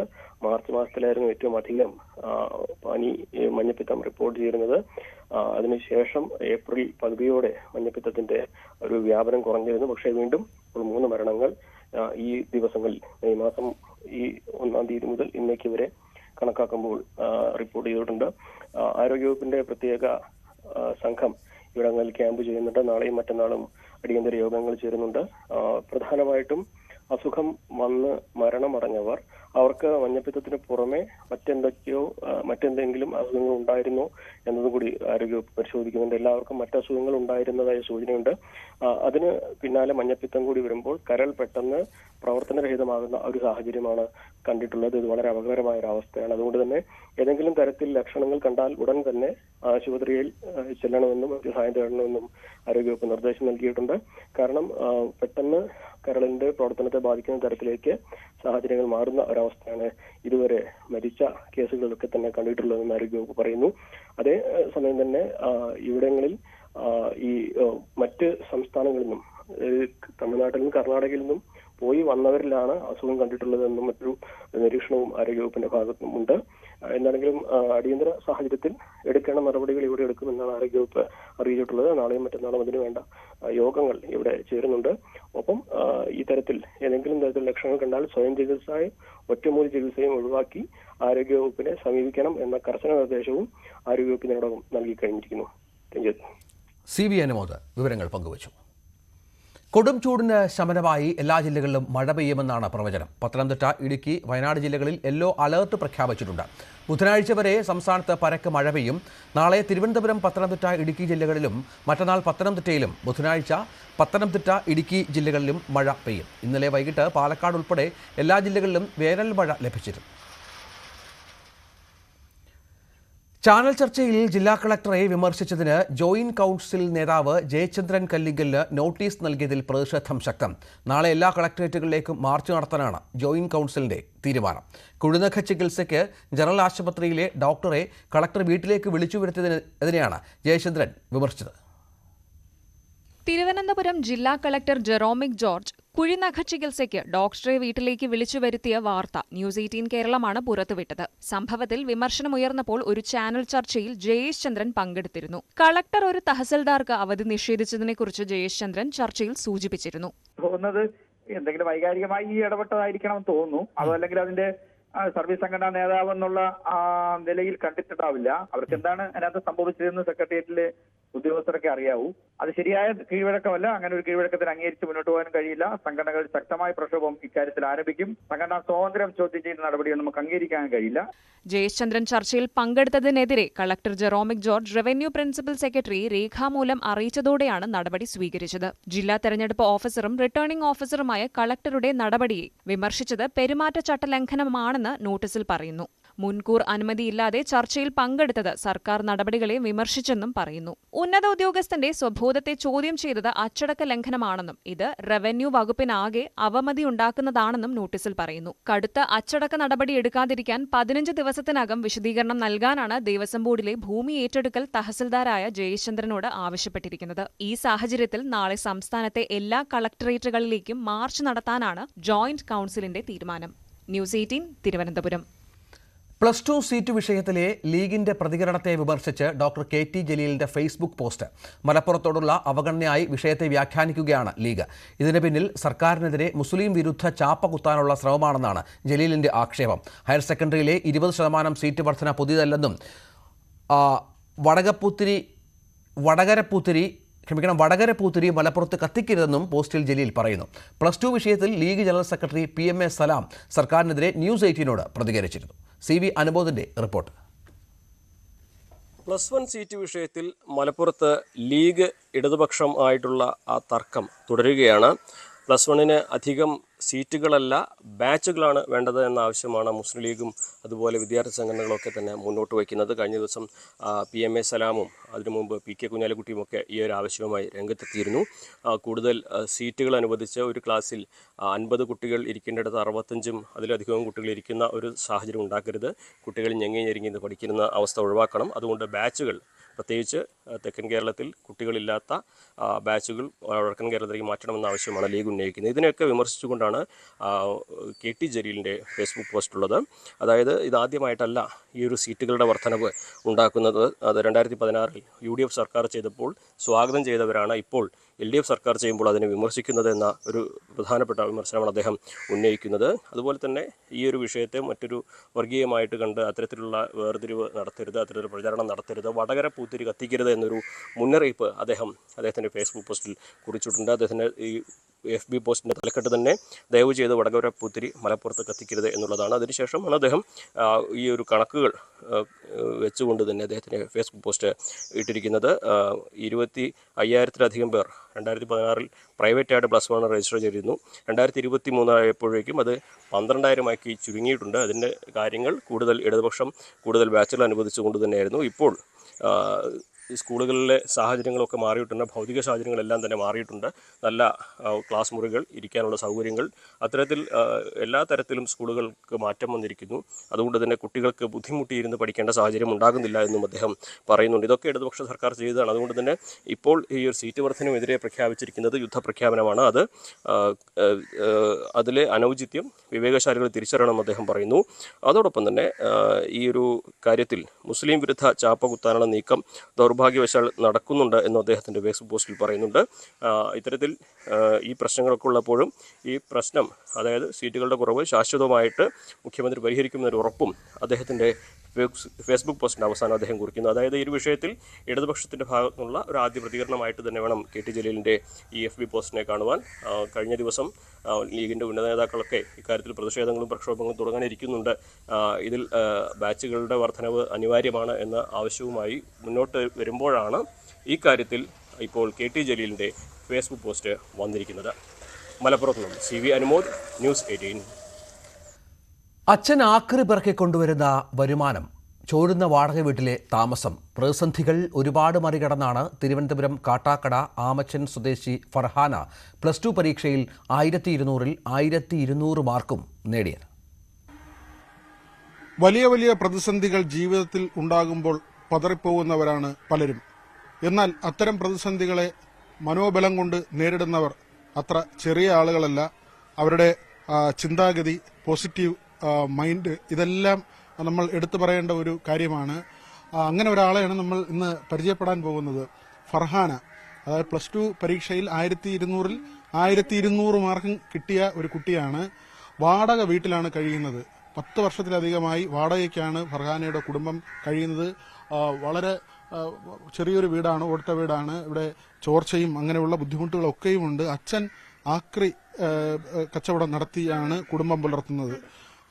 ഭൗതിക സാഹചര്യങ്ങളൊന്നും അത്ര മികച്ചതല്ല. എന്നിട്ടും ഫർഹാന നന്നായിട്ട് പഠിച്ചു, നല്ല മാർക്ക് കിട്ടി. എങ്ങനെയായിരുന്നു ഈ പഠനമൊക്കെ? എങ്ങനെയായിരുന്നു? സാമ്പത്തികമായിട്ട് അത്ര ഉയർച്ചയിലൊന്നും അല്ലെങ്കിലും നമുക്ക് എല്ലാവർക്കും സമയം എന്നത് എല്ലാ വിദ്യാർത്ഥികൾക്കും ഒരുപോലെയാണ്. അത് കൃത്യമായിട്ട് ഉപയോഗിക്കുന്നവർ തീർച്ചയായിട്ടും വിജയിക്കും. ഞാൻ എന്റെ സമയത്തിനെ നന്നായി ഉപയോഗിച്ചു. അതുകൊണ്ടാണ് എനിക്ക് 1200-ന് 1200 കിട്ടിയത്. പിന്നെ ഉമ്മച്ചി, വാപ്പച്ചി പൈസ ഇല്ലെങ്കിലും അവര് നല്ല സപ്പോർട്ടായിരുന്നു. എന്താവശ്യം ഉണ്ടെങ്കിലും അപ്പൊ തന്നെ ചെയ്തു തരാൻ അവർ പരമാവധി ശ്രമിക്കും. അവരുടെ പ്രതീക്ഷകളാണ് സത്യം പറഞ്ഞാൽ എനിക്ക് ഇത്തരത്തിലൊരു 1200-ന് 1200 വാങ്ങണം, നേട്ടം കൈവരിക്കണം എന്നതിന് ഏറ്റവും കൂടുതൽ ഊർജ്ജമായത്. നമ്മൾ പല കാര്യങ്ങളും വരുമ്പോൾ കാശാണല്ലോ. കാരണം പഠന കാര്യങ്ങളാകുമ്പോൾ കാശിന്റെയൊക്കെ ബുദ്ധിമുട്ട് വരും. അപ്പോൾ അത് മനസ്സിലാക്കിയിട്ടുണ്ടോ? വാപ്പച്ചിയോട് ഒന്ന് പറയുമ്പോൾ ഉറപ്പായിട്ടും മനസ്സിലാക്കിയിട്ടുണ്ട്. പക്ഷെ എനിക്ക് അത്യാവശ്യമായിട്ടുള്ള കാര്യങ്ങൾക്ക് നമുക്ക് ഉറപ്പായിട്ടും ചെലവാക്കിയേ പറ്റുള്ളൂ. അപ്പൊ വാപ്പച്ചി അതിനുവേണ്ടി ശ്രമിക്കാറുണ്ട്. ശ്രമം തന്നെ വലിയൊരു കാര്യമാണ്. വാപ്പച്ചിക്ക് പറ്റില്ലെങ്കിലും, വാപ്പച്ചിക്കും അമ്മച്ചിക്കും പറ്റില്ലെങ്കിലും അവര് നന്നായിട്ട് ശ്രമിച്ച് അവരുടെ കഴിവിന്റെ പരമാവധി തന്നിട്ടാണ് എന്നെ പഠിപ്പിച്ചിട്ടുള്ളത്. ഒരു നല്ല വ്യക്തിയാവുന്നത് 1200-ൽ 1200 മാർക്ക് വാങ്ങുന്നതിനൊപ്പം വാപ്പച്ചി ഉമ്മച്ചിയൊക്കെ മനസ്സിലാക്കാൻ പറ്റുന്നുണ്ടല്ലോ, അതിനുള്ളൊരു മനസ്സുണ്ടല്ലോ. അതാണ് ഒരു നല്ല ഗുണം. നമ്മൾ പഠിച്ചതൊക്കെ എങ്ങനെയാ? ഇതിന്റെ ഒരു സിസ്റ്റം എങ്ങനെയായിരുന്നു പഠിച്ചത്? ഞാൻ ഏറ്റവും കൂടുതൽ പ്രിഫറൻസ് കൊടുക്കുന്ന രാത്രി പഠിക്കാനാണ്. അപ്പൊ നമുക്ക് കാമായിട്ടിരുന്ന് പഠിക്കാം, ബഹളമൊന്നും ഇല്ലാതെ. പിന്നെ ഹാർഡ് വർക്കാണ് മെയിൻ. നമ്മളിപ്പോ പഠിക്കണ്ട എന്ന് തോന്നുന്നെങ്കിലും നമ്മൾ ഒരു നിമിഷത്തേക്ക് നമുക്ക് വേറെ കാര്യങ്ങൾ, ഇപ്പൊ മൊബൈൽ ഫോൺ നോക്കാം, അല്ലെങ്കിൽ TV കാണാം. അതിനേക്കാൾ ഉപരി നമ്മുടെ ലൈഫ് ലോങ് ഉള്ള ഹാപ്പിനെസ്സിന് ഇമ്പോർട്ടൻസ് കൊടുക്കുമ്പോൾ ഒരു നിമിഷത്തേക്കുള്ള ഹാപ്പിനെസ്സിനെക്കാളും ലൈഫ് ലോങ് ഹാപ്പിനെസ്സിന് ഇമ്പോർട്ടൻസ് കൊടുക്കുമ്പോൾ നമുക്ക് ഉറപ്പായിട്ടും പഠിക്കാൻ തോന്നും. അമ്മച്ചിയുടെയും വാപ്പച്ചിയുടെയൊക്കെ മുഖം ആലോചിക്കുമ്പോഴും പഠിക്കാൻ തോന്നും. പിന്നെ ഞാൻ പഠിപ്പിച്ചുകൊണ്ടാണ് പഠിച്ചിരുന്നത്. അതായത് ഇപ്പൊ ഞാൻ 12th പഠിക്കുമ്പോൾ 12th സ്റ്റാൻഡേർഡിലെ സ്റ്റുഡൻസ് ഇരിക്കുന്നു എന്ന് വിചാരിച്ച് അവരെ പഠിപ്പിക്കുന്നത് പോലെയാണ് ഞാൻ പഠിച്ചിരുന്നത്.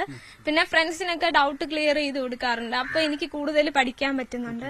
പിന്നെ എന്റെ ടീച്ചേഴ്സ് വലിയ സപ്പോർട്ടാണ് അവര്. ഞാൻ ഗവൺമെന്റ് ഹൈസ്കൂൾ കുളത്തുമ്മലാണ് ഹയർ സെക്കൻഡറി സ്കൂളിലാണ് പഠിച്ചത്. അവിടുത്തെ ടീച്ചേഴ്സ് ഒരുപാട് എക്സ്പീരിയൻസ്ഡ് ആയിട്ടുള്ള ടീച്ചേഴ്സാണ്.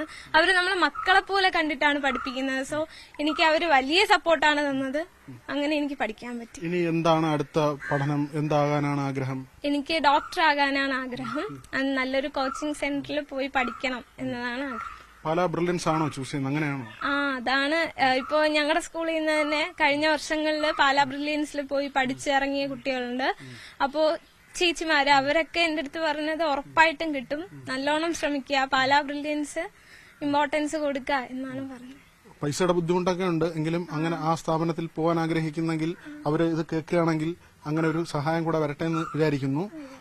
കൂട്ടുകാരൊക്കെ എന്ത് പറഞ്ഞു? നല്ല മാർക്ക് കിട്ടി. ടീച്ചർമാരൊക്കെ എന്ത് പറയുന്നു? ടീച്ചേഴ്സൊക്കെ വിളിച്ചു, നല്ല അനുമോദനമാണ്. പിന്നെ ഒരുപാട് പേര്, വീടിനടുത്തുള്ള ഒരുപാട് പേര്, റിലേറ്റീവ്സ്, ഫ്രണ്ട്സ് ഒക്കെ നല്ല ഹാപ്പിയാണ്. അവർക്ക് എന്റെ മാർക്ക് കിട്ടിയപ്പോ അവർക്ക് ഒരുപാട് സന്തോഷമായി. അങ്ങനെ എല്ലാവർക്കും നല്ല സന്തോഷം. ഫർഹാനയുടെ പിതാവ് കൂടി നമുക്കൊപ്പം ചേരുന്നുണ്ട്. മകളെ കുറിച്ച് ഇപ്പോൾ ആലോചിക്കുമ്പോൾ എന്ത് തോന്നുന്നു? സന്തോഷവും അഭിമാനവും തോന്നുകയാണ്. വേറെ ഒന്നും പറയാനില്ല, എല്ലാവരും തന്നെ പറഞ്ഞു. നമുക്ക് ഒരു തുണ്ട് ഭൂമി പോലും സ്വന്തമായില്ല. ഭൂമിയൊന്നുമില്ല. പിന്നെ അവര് പഠിച്ച് ഇതായിട്ട് ഒരു പ്രതീക്ഷ അവരിലാണ്. സന്തോഷമുണ്ട്. സന്തോഷം, വളരെ സന്തോഷം. ഫർഹാനയുടെ ഉമ്മയുണ്ട്, എന്താ പറയുന്നു? ഞങ്ങൾക്ക് ഇതിൽ വേറെ അഭിമാനമൊന്നും ഇല്ലല്ലോ. ഞങ്ങളുടെ ചെറിയ പരിമിതിക്കുള്ളിൽ നിന്നുകൊണ്ടാണ് അവൾ ഇത്രയൊക്കെ വാങ്ങിച്ചേക്കുന്നത്.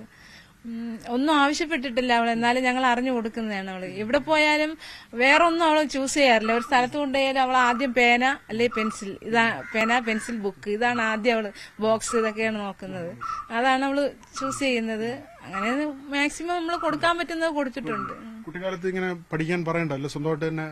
നമ്മൾ ഇന്ന് വരെ നമ്മൾ അവളുടെ അടുത്ത് പഠിക്കാൻ പറഞ്ഞിട്ടില്ല. അത് അവള് തന്നെയാണ് പഠിക്കുന്നത്. അവളുടെ കാര്യങ്ങളെല്ലാം അവള് തന്നെ. അവൾക്ക് ഒരു നിമിഷം പഠിച്ചില്ലെങ്കിൽ അവൾക്ക് ടെൻഷനാണ്. രാത്രിയൊക്കെ ചിലപ്പോൾ രാത്രിയൊക്കെ ഇരുന്ന് പഠിക്കുമ്പോൾ ഉറങ്ങിപ്പോവും. മാക്സിമം അവൾ അലാറം വെച്ചിട്ട് കിടക്കുമെങ്കിലും ചിലപ്പോൾ കേൾക്കാൻ പറ്റില്ല. അപ്പോൾ എന്നാൽ വിളിച്ചില്ലെങ്കിൽ എണീറ്റിരുന്ന് രാവിലെ ഇരുന്ന് കരച്ചിലാണ്. വിളിച്ചില്ല, എനിക്ക് പഠിക്കാൻ പറ്റില്ല എന്ന് പറഞ്ഞിട്ട് കരച്ചിലാണ്. അത് ടെൻഷൻ കാണുമ്പോൾ നമ്മള് വിളിച്ചു പോവും. അങ്ങനെയാണ്. ട്യൂഷൻ ഉണ്ടായിരുന്നു. ഒരു സാറ് കോർ എന്ന് പറയുന്ന ഒരു ട്യൂട്ടറില്, പിന്നെ സബരിയ അവര് തന്നെയാണ് അപ്പുറത്ത് ഉണ്ടായിരുന്നു. ഒരു മകൻ കൂടെ ഉണ്ടല്ലോ, അനിയനവിടെ. എന്തായിരുന്നു മോൻ? ശശിക്ക് നല്ല മാർക്ക് കിട്ടിയില്ലേ? സന്തോഷമാണ്. ശരി. അപ്പോൾ ഫർഹാനയ്ക്ക് 1200-ൽ 1200 മാർക്കാണ്. ഡോക്ടറാവാനാണ് ആഗ്രഹം. ഏതായിരുന്നാലും എല്ലാവിധ ആശംസകളും. തുടർന്നും മുരളിക്കൊപ്പം വി വിനോദ്, ന്യൂസ് 18 തിരുവനന്തപുരം. കോൺഗ്രസ് നേതാവ് മാത്യു കുഴൽനാടന്റെ കൈവശമുള്ള ഇടുക്കിയിലെ ഭൂമി ഭൂരഹിതർക്ക് വിതരണം നടത്തണമെന്ന് CPM. കയ്യേറ്റം നടത്തിയ കേസ് നിലനിൽക്കെയാണ് കുഴൽനാടൻ ആ ഭൂമി വാങ്ങിയത്. സമരപരിപാടികൾക്ക് പാർട്ടി ജില്ലാ കമ്മിറ്റി രൂപം നൽകുമെന്നും CPM ജില്ലാ സെക്രട്ടറി CV വർഗീസ് പറഞ്ഞു.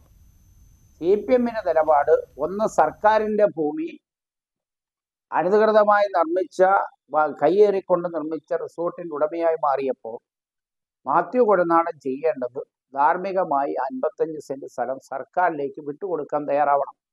അതിന് മഞ്ഞഞ്ഞ ന്യായം പറഞ്ഞിട്ട് കാര്യമൊന്നുമില്ല. ഇത് കൃത്യമായ തട്ടിപ്പാണ്, ഭൂമി തട്ടിപ്പാണ്, സാമ്പത്തിക ക്രമക്കേടുണ്ട്. അതുകൊണ്ട് അത് വിജിലൻസ് കേസെടുത്തിട്ടുണ്ട്. ഞങ്ങളുടെ അഭിപ്രായം, ധാർമ്മികമായ ഉത്തരവാദിത്വം ഏറ്റെടുത്ത് മാത്യു കുഴൽനാടൻ ആ ഭൂമി സർക്കാരിലേക്ക് വിട്ടുകൊടുക്കണം. വിട്ടുകൊടുക്കാത്ത നിലപാട് സ്വീകരിച്ചാൽ വളരെ ശക്തമായ സമരം നടത്തിയ ആ ഭൂമി സർക്കാർ ഏറ്റെടുത്ത് ഭൂരഹിതരായി ആദ്യം കൊടുക്കണമെന്നാണ് ഞങ്ങളുടെ നിലപാട്. തൃപ്പൂണിത്തുറയിൽ പിതാവിനെ ഉപേക്ഷിച്ച സംഭവത്തിൽ നടപടിക്ക് പോലീസ്. മകൻ അജിത് കുമാറിനെ പോലീസ് ഉടൻ വിളിച്ചു വരുത്തി ചോദ്യം ചെയ്യും. അജിത്തിനെതിരെ കേസെടുത്തെങ്കിലും കുടുംബവുമായി വേളാങ്കണ്ണിക്ക് പോയതിനാൽ ചോദ്യം ചെയ്യാനോ മറ്റ് നടപടികൾ സ്വീകരിക്കാനോ സാധിച്ചിട്ടില്ല. സംഭവം വിവാദമായിട്ടും പിതാവിനെ ഏറ്റെടുക്കാൻ മറ്റ് 2 പെൺമക്കളും വിസമ്മതിച്ചതോടെ അദ്ദേഹത്തെ ജ്യേഷ്ഠന്റെ വീട്ടിലേക്ക് മാറ്റിയിരുന്നു. എറണാകുളം പുതുവൈപ്പിൽ കടലിലിറങ്ങിയ യുവാവ് മരിച്ചു. കലൂരിലെ താമസക്കാരനായ അഭിഷേകാണ് മരിച്ചത്. രാവിലെ ബീച്ചിലെത്തിയ 7-അംഗ സംഘത്തിൽ 3 പേരാണ് മുങ്ങിപ്പോയത്. അപകടത്തിൽപ്പെട്ടവരെ ആശുപത്രിയിൽ എത്തിച്ചെങ്കിലും അഭിഷേകിനെ രക്ഷിക്കാനായില്ല. ഒപ്പമുണ്ടായിരുന്ന ആൽബിനും മിലനും ഗുരുതരാവസ്ഥയിൽ സ്വകാര്യ ആശുപത്രിയിൽ ചികിത്സയിലാണ്. ആരോഗ്യവകുപ്പ് മന്ത്രി വീണ ജോർജിന്റെ അസിസ്റ്റന്റ് പ്രൈവറ്റ് സെക്രട്ടറി ബിപിൻ ചന്ദ്രൻ അന്തരിച്ചു. അസുഖബാധിതനായി ചികിത്സയിൽ ആയിരുന്നു. തിരുവനന്തപുരം മെഡിക്കൽ കോളേജ് ആശുപത്രിയിലായിരുന്നു അന്ത്യം. 52 വയസ്സാണ്. CPM നേതാവ് S. രാമചന്ദ്രൻ പിള്ളയുടെ മകനാണ് ബിപിൻ ചന്ദ്രൻ. സംസ്കാരം നാളെ നടക്കും. കണ്ണൂരിൽ 5 വയസ്സുകാരന് പൊള്ളലേറ്റ സംഭവത്തിൽ കേസെടുത്ത് പോലീസും ബാലാവകാശ കമ്മീഷനും. അംഗനവാടിയിൽ നിന്ന് തിളച്ച പാൽ നൽകിയതിനെ തുടർന്ന് 5 വയസ്സുകാരന് പൊള്ളലേറ്റിരുന്നു. പിണറായി കോളോട് അംഗനവാടി ജീവനക്കാരി വി ഷീബയ്ക്കെതിരെയാണ് കേസ്. ചുണ്ടിലും താടിയിലും സാരമായി പൊള്ളലേറ്റ കുട്ടി കോഴിക്കോട് മെഡിക്കൽ കോളേജിൽ ചികിത്സയിലാണ്. തൃശൂർ 3 പീടികയിൽ യുവാവിനെ നടുറോഡിൽ ആക്രമിച്ച 4 പേർ അറസ്റ്റിൽ. ആദിത്യൻ, അതുൽ കൃഷ്ണ എന്നിവരെയും പ്രായപൂർത്തിയാകാത്ത മറ്റു 2 പേരെയുമാണ് അറസ്റ്റ് ചെയ്തത്. വ്യാഴാഴ്ച രാത്രിയാണ് പെരിങ്ങനം സ്വദേശി അശ്വിന് മർദ്ദനമേറ്റത്. അശ്വിന്റെ ഹെൽമറ്റ് സംഘത്തിലുള്ള ഒരാൾ വാങ്ങിയത് തിരികെ കിട്ടാതായതോടെ മൊബൈൽ ഹെഡ്സെറ്റ് എടുത്തുകൊണ്ടുപോയിരുന്നു. ഇതിനെ ചൊല്ലിയുള്ള തർക്കമാണ് മർദ്ദനത്തിൽ കലാശിച്ചത്. ഇടുക്കി നെടുങ്കണ്ടത്ത് ദമ്പതികൾ മദ്യലഹരിയിൽ അഴിഞ്ഞാടി. തമിഴ്നാട് സ്വദേശികളായ ദമ്പതികൾ സ്വകാര്യ ബസ്സിന് നേരെ കല്ലെറിയുകയും ചെയ്തു. ബസ്സിന്റെ ലൈറ്റ് തകർന്നു. ഇരുവരും റോഡിൽ കിടന്ന് അടിപിടിയുണ്ടാക്കി. ഭാര്യയ്ക്ക് പരിക്കേറ്റു. ഒടുവിൽ നാട്ടുകാർ ഇടപെട്ട് ഇവരെ തമിഴ്നാട് ട്രാൻസ്പോർട്ട് കോർപ്പറേഷൻ ബസ്സിൽ കമ്പത്തെ കയറ്റിവിട്ടു.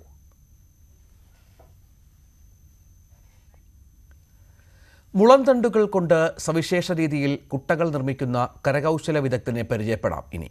ആലപ്പുഴ മുഹമ്മ സ്വദേശിയായ ദാമുവാണ് പ്രാചീന രീതിയിൽ വാരികൾ ഉപയോഗിച്ച് കൊല്ലിക്കുട്ടകൾ നിർമ്മിക്കുന്നത്.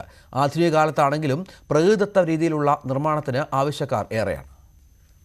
നമ്മളിപ്പോൾ ഉള്ളത് ആലപ്പുഴ ജില്ലയിൽ കഞ്ഞിക്കുഴി പഞ്ചായത്തിലാണ്.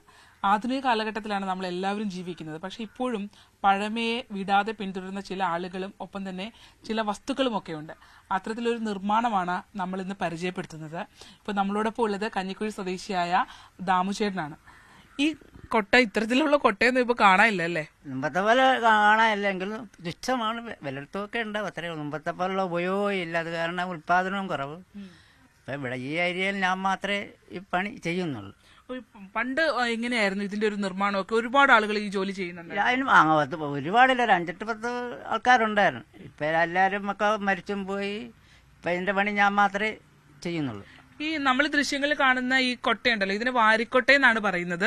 പണ്ട് ഇതിനകത്താണ് മൺകലം ഉൾപ്പെടെയുള്ള സാധനങ്ങളൊക്കെ കൊണ്ടുവരുന്ന ആളുകൾ വിൽക്കുകയൊക്കെ ചെയ്യുന്നത്. സാധാരണ നമ്മൾ ചോറ് കോരി എടുക്കുന്ന കൊട്ടയല്ല ഇത്, മറിച്ച് നല്ല കട്ടിയുള്ള ബലമുള്ള വാരികൾ ഉപയോഗിച്ച് അല്ലേ നിർമ്മാണം. ഇതിന്റെ നിർമ്മാണത്തിനായിട്ട് എന്തുമാത്രം വാരികൾ ഉപയോഗിക്കേണ്ടി വരുന്നുണ്ട്? ഈ അസംസ്കൃത വസ്തുക്കളൊക്കെ ഇപ്പൊ കിട്ടുന്നുണ്ടോ? അസംസ്കൃത വസ്തുക്കൾ കിട്ടുന്നുണ്ട്, വില കൂടുതലുള്ള സാധനം കിട്ടുന്നുണ്ട്. ഇതിന് പ്രധാനം എന്ന് പറയുന്നത് മുളയും കയറുമാണ് പ്രധാനമായിട്ടുള്ള അസംസ്കൃത വസ്തുക്കൾ. എത്ര ലോഡ് വരെ ഇതിനകത്ത് കൊള്ളും? അതിപ്പം ഒരു 10-50 കിലോ ഉള്ള സാധനം വരെയൊക്കെ മുമ്പ് എടുക്കുവായിരുന്നു. ഇപ്പം അങ്ങനെ ആരും എടുക്കത്തില്ല. പണ്ട് ഇത് എനിക്ക് തോന്നുന്നു ചട്ടിങ്കലൊക്കെ വിൽക്കാൻ വരുന്ന ആളുകളുടെ കയ്യിൽ ഈ കൊട്ടയുണ്ടായിരുന്നു. വലിയ വലിയ കൊട്ടയുണ്ടായിരുന്നു. അതുപോലെ തന്നെ പിന്നെ കൃഷിയിടങ്ങളിലൊക്കെ തേങ്ങയൊക്കെ കളക്ട് ചെയ്യാനൊക്കെ ഇത് ഉപയോഗിക്കുമായിരുന്നു അല്ലേ? ഇപ്പൊ എന്തിനൊക്കെ ഇത് ഉപയോഗിക്കുന്നത്? ഇപ്പൊ ഇതിനൊക്കെ കൊണ്ടുപോകുന്നുണ്ട് ആളുകൾ. അങ്ങനെയൊക്കെ എടുക്കുന്ന ആളുകളെ കാഴ്ചകൾ പോലും ഇല്ല ഇപ്പൊ. അങ്ങനെ എടുക്കുന്ന കാഴ്ചകളില്ല. വല്ലവരും എങ്ങാനും എടുക്കുമെന്നല്ല. മുമ്പത്തെ പോലുള്ള പരിപാടിയൊന്നും ഇതുകൊണ്ട് ഇപ്പോഴില്ല. എത്ര സമയം എടുക്കും ഈ ഒരു കൊട്ട? ഇതിപ്പോ ഒരു ദിവസം കൊണ്ടായിട്ട് 2 എണ്ണം നമ്മൾ അതുപോലെ പരിശ്രമിക്കണേ ചെയ്യാം.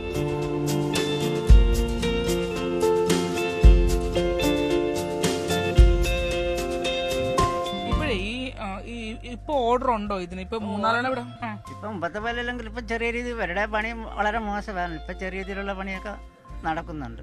ആളുകൾക്ക് സത്യം പറഞ്ഞാൽ കൗതുകമാണല്ലോ ഇപ്പൊ ഇങ്ങനത്തെ നിർമ്മാണമൊക്കെ. ഇപ്പം റെക്സിൻ പോലത്തെ സാധനങ്ങളൊക്കെ ഉപയോഗിച്ചും അല്ലാതെ കുറച്ചുകൂടെ കട്ടിയുള്ള സംവിധാനം ഉപയോഗിച്ചൊക്കെയാണല്ലോ ഇപ്പൊ പണിസ്ഥലത്തൊക്കെ കൊട്ടകളൊക്കെ ഉപയോഗിക്കുന്നത്. ഇത് ചിലർക്ക് ഇപ്പൊ അതിശയമായിട്ടൊക്കെ തോന്നുന്നവരുണ്ട്, കാണാതിരുന്ന് കാണാൻ. എങ്ങനെ തുടങ്ങുന്നത്? എവിടുന്ന സ്റ്റാർട്ട് ചെയ്യുന്നത്? ചൂട്. ഇത് 16 എണ്ണം നിരത്തും. നിരത്തി വെച്ചിട്ട് ഈ സാധനം വെച്ചിട്ട് കയർ ചുരുട് പിടിപ്പിക്കും. പിടിപ്പിച്ചതിന് ശേഷം ഇതിന്റെ വക്കിന് കയറ് ചുറ്റിയാണ് വളച്ചെടുക്കുന്നത്. അത് ഇച്ചിരി മുമ്പ് ഒരു പാർട്ടിക്കിനെ കാണിച്ചതാണ്. നല്ല കട്ടിയുണ്ടല്ലോ, എങ്ങനെ ഇത് വളച്ചെടുക്കുന്ന? അതുപോലെ കയറെ ചുറ്റി വളക്കാം. എന്നെ ആ പീസ് ഒന്ന് എന്നെ കാണിച്ചു തരണേ, എങ്ങനെയാ വളയ്ക്കുന്നുള്ളത്? ചുറ്റി കാണിച്ചു തരാം. 16 വാരി 4 കളമായിട്ട് നിരത്തി പിടിച്ചിട്ട് വളയം വെച്ച് പിടിപ്പിക്കും. ഒന്ന് കാണിച്ചു തന്നെ ഒന്ന് എങ്ങനെയാന്നുള്ളത്. അതിപ്പോ കാണിക്കാനൊക്കെ അങ്ങനെ ദിവസങ്ങളോളം പിടിക്കും. പിന്നെ അപ്പൊ ഇതിങ്ങനെ നിവർത്തി ഇത് അങ്ങനെ ലോക്ക് ചെയ്തെടുത്തതാണല്ലേ ഇത്? ഇത് വേണേ അടിച്ചത് ചുറ്റും ഇത് വളക്കുന്നത് കാണിച്ചു തരാം. നിന്നെ വളച്ചൊന്ന് എങ്ങനെയാ വളയ്ക്കുന്നത് കാണിച്ചു തരുമോ? കാണിച്ചു തരാം.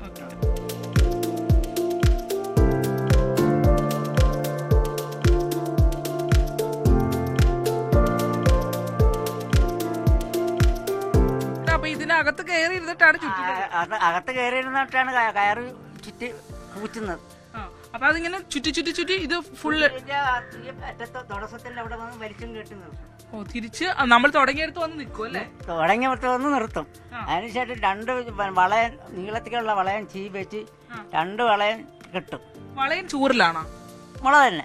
മുള തന്നെയാണല്ലേ? അത് 2 വളയം കെട്ടിയതിന് ശേഷം വീണ്ടും ഇത് പൂച്ച. അന്നേരം ഇതുപോലെ ചെറുതായിട്ട് ഒരു കൊട്ടക്ക് ശരാശരി 4 പ്രാവശ്യം പൂച്ചയാൽ ഇത്രയും വട്ടം കിട്ടത്തുള്ളതാണ്. ഇങ്ങനെ ചുറ്റുന്നതിനാണ് കൂച്ചുന്നെന്ന് ചുറ്റുന്നതിനാണ് കൂച്ചുന്നെന്ന് പറയുന്നത്.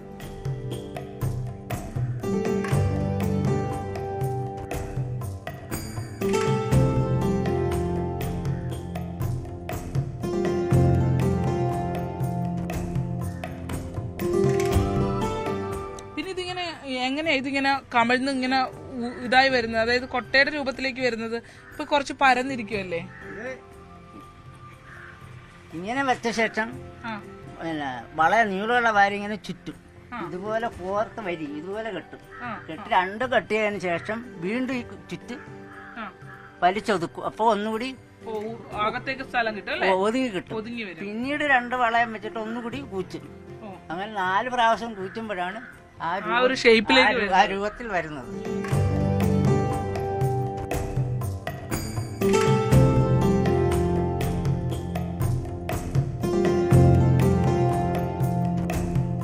ചേട്ടാ അപ്പൊ ഒരു കൊട്ടയ്ക്ക് എത്ര രൂപ കിട്ടും? ഇവിടെ കിട്ടുന്നത് 450 രൂപയാണ് ചില്ലറ വെക്കുമ്പോൾ. കടയിൽ കൊടുക്കുമ്പോൾ അതിനേക്കാളൊക്കെ കുറച്ച് അവരുടെ കമ്മീഷൻ കഴിച്ച് കിട്ടത്തുള്ളൂ.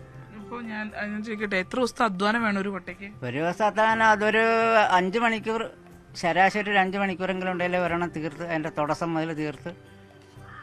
ഈ മുളയുടെ തണ്ടൊക്കെ കിട്ടുന്നത് ഇങ്ങനെ തന്നെ കട്ട് ചെയ്താണ് കിട്ടുന്നത്? അല്ലല്ല, നീളത്തിൽ അപ്പുറം കിടപ്പുണ്ട്. വലിയ മുളയാണ്, നമ്മള് കീറി എടുക്കുവാണ്, മുറിച്ച് പൊട്ടിച്ച് കീറി എടുക്കുകയാണ്. വേറെ എന്തെങ്കിലും ട്രീറ്റ്മെന്റ് ചെയ്യോ, ഉണക്കാനോ എന്തെങ്കിലും ചെയ്യുമോ? നമ്മൾ കട്ട് ചെയ്ത് പാകത്തിന് എടുക്കുന്നു. കട്ട് ചെയ്ത് പാകത്തിനടുത്ത് കനക്കൂടുള്ളതാണ് ഇതുപോലെ പൊളിച്ചു കളഞ്ഞതാണ് ഈ കിടക്കണ വേസ്റ്റ്. എന്നിട്ട് ഇപ്പൊ ഒരു മുളയൊക്കെ എടുത്ത് അതിനകത്ത് എന്തുമാത്രം കിട്ടും ഇത് ഉണ്ടാക്കാനുള്ള തണ്ട്? വലിപ്പം അനുസരിച്ചിരിക്കും. ചില 2 കൊട്ടക്കുള്ള കിട്ടും, ചിലപ്പോൾ അതിനേക്കാൾ കൂടുതൽ കിട്ടും. അങ്ങനെ അപ്പൊ 2 കൊട്ടയ്ക്ക് എന്തുമാത്രം മുള വേണം? 2 കൊട്ടക്ക് ഒരു മുഴുത്ത വലിയ മുളയാണെങ്കിൽ 1 മുള ഉണ്ടെങ്കിൽ 1 മുള കൊണ്ട് തികയത്തില്ല. എങ്കിലും ഇപ്പൊ വേറെ ആരും ഇതൊന്നും ചെയ്യാനില്ല അല്ലേ? ഏരിയയിൽ ആരും ഇല്ല. രാമചേട്ടനാണ് നിങ്ങള് തലമുറകളായിട്ട് ചെയ്യുന്നത്.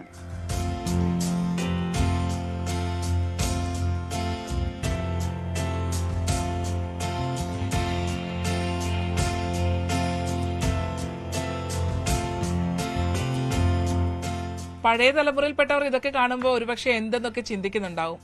പക്ഷേ പുതുതലമുറയ്ക്ക് ഇതൊക്കെ നഷ്ടപ്പെട്ടു പോകുന്ന ഗൃഹാതുരത്വം തുളുമ്പുന്ന ഓർമ്മകളാണ്. ക്യാമറമാൻ പ്രശാന്ത് മംഗലശ്ശേരിക്കൊപ്പം ആലപ്പുഴ കഞ്ഞിക്കുഴിയിൽ നിന്നും ശരണ്യ സ്നേഹജൻ, ന്യൂസ് 18. ശക്തമായ വേനൽ മഴ ലഭിച്ചതോടെ പാലക്കാടൻ പാടങ്ങളിൽ കൃഷിയൊരുക്കം തുടങ്ങി. പാടങ്ങളിൽ ആദ്യഘട്ട ഉഴുതുമറിക്കലാണ് തുടങ്ങിയത്.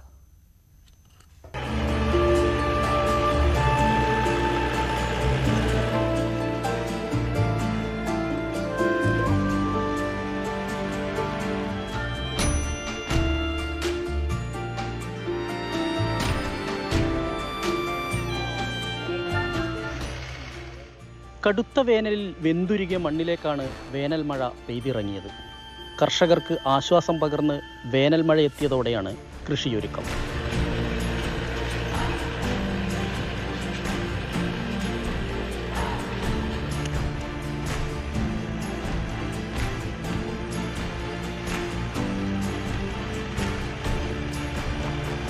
ട്രാക്ടർ ഉപയോഗിച്ച് ഉഴുതുമറിക്കുന്ന പ്രവൃത്തിയുടെ ആദ്യഘട്ടത്തിലേക്ക് കർഷകർ കടന്നു.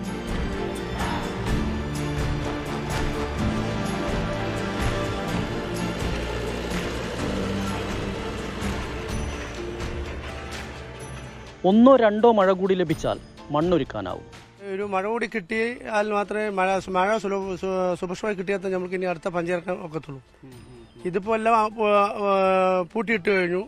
ഇനി ഈ നമ്പ് എന്ന് പറയുന്ന ഒരു സാധനം അതൊക്കെ മുളച്ച് ഒന്ന് പൂട്ടിയിട്ട് ഒരു മഴ കൂടി കിട്ടിയാലേ എനിക്ക് കൃഷിപ്പണി ആരംഭിക്കാൻ കഴിയുള്ളൂ. ഈ മഴ നല്ലൊരു ആശ്വാസം തന്നെയാണ്. ഇനി ഈ മാസം ലാസ്റ്റോളം മെയ് ലാസ്റ്റ് തുടങ്ങണം. ഞങ്ങൾ കഴിഞ്ഞ വർഷമൊക്കെ മെയ് 19 ഞങ്ങൾ നാറുവായി 20-25 പറിച്ചു നട്ടു. നമ്മളൊക്കെ സത്യം പറയുകയാണെങ്കിൽ ഈ പാടങ്ങളൊക്കെ വെള്ളോടി വരുന്ന പാടങ്ങളാണ്. അതുകൊണ്ട് കാലവർഷം പകുതിയാകുമ്പോഴത്തേക്കും ഞങ്ങൾ നാറാവണം, എങ്കിൽ മാത്രമേ ഞങ്ങൾ പഞ്ചം കിട്ടത്തുള്ളൂ. പാടത്തേക്ക് ആവശ്യത്തിന് വെള്ളമെത്തിയാൽ നിലമൊരുക്കി വിത്തെറിയാനാകുമെന്നാണ് കർഷകരുടെ പ്രതീക്ഷ. 2 ഇടമഴയാണ് പാലക്കാട് ഇതുവരെ ലഭിച്ചത്.